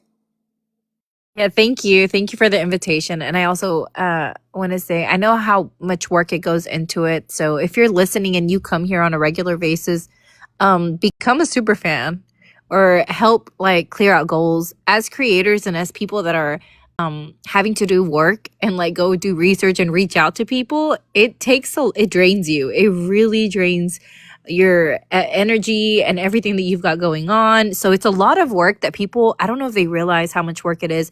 And if you want to support, the gifts are a big way of supporting, becoming a super fan, doing all these things, sharing out the live, like all of that is encouraging for the people that are on the ground doing the work. And I think sometimes we don't realize that we have like 50, 60 people in here. That would have been a whole, like a room full of people. We look at the numbers and we're so used to seeing so many numbers. Like when you see 1,000 people, like we're talking about a small mega church, that like amount of people that are listening. It's a lot of people who are receiving the message. And sometimes like my phone will be on speakerphone sometimes, and my household, everyone here is listening to what's going on my phone a lot of the time. So a lot of people are reaching the message. And TikTok has now become a platform that has started protest and that has started movement. So the work that you do on here is not a small work. It just kind of seems weird because it's such a nuance. It's not what we're normally used to.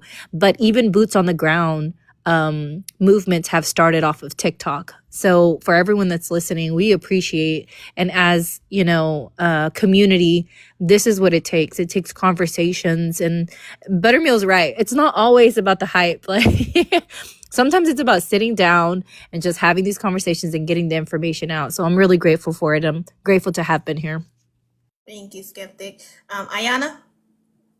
I just want to say to everybody who is feeling discouraged after what happened on Tuesday, please do not ever give up. As with anything in life, like the saying goes, you never stop when you are tired, you stop when you are done. And if you're done, you're done. But I don't think we're done. We are not done. We are not finished here. We have so much work left to do.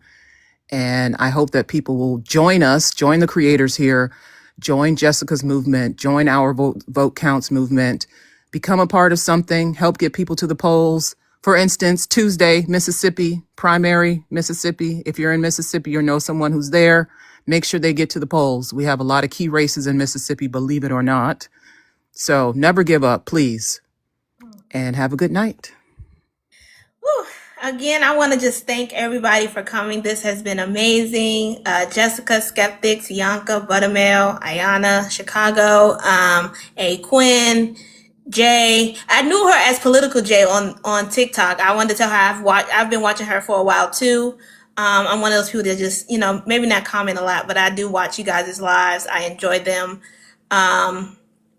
I want to just thank everybody for coming, and I want to let everybody know, as we've been talking about, that our Vote Counts does do town halls. We have 2 town halls coming up on Tuesday, one at 6 p.m. Yeah, 6 p.m. with Damon Lynch.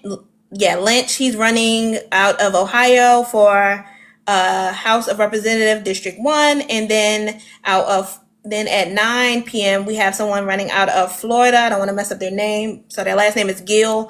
They're running out of Florida, U.S. House District 26. So again, please, yes, Lynch. Yes, Damon Lynch. Unfortunately, Jessica. Yes. So They knew what I meant. He black. Okay, that works. Okay. Woo. That's gonna be my next one. Congratulations, blessings, on your first Creators Caucus. Yes, congratulations, blessings. Woo! Yay, blessings, blessings. Y'all don't know the work she didn't put into this, y'all. I mean, she didn't did her big one. Thank you guys. Thank you, OVC, for always being here, always having town halls. Hopefully this will not be the last Creators Caucus. This was the first one, but hopefully not the last one. Make sure you guys are following our vote counts. Make sure you guys are following the panel. As they have said, support them. You can share their page, share their content, popping in their lives, just sharing, liking, helps them in any way possible to help get their message out there. I want to tell you one more time that we are Our Vote Counts OVC, a nonpartisan movement uniting Americans from all walks of life to empower voters, support candidates of integrity, and ensure every voice is heard. Through education, outreach, accountability, and action, we're building a stronger democracy, one informed vote at a time. Join us. Your vote is your power. Good night, guys. See you next time.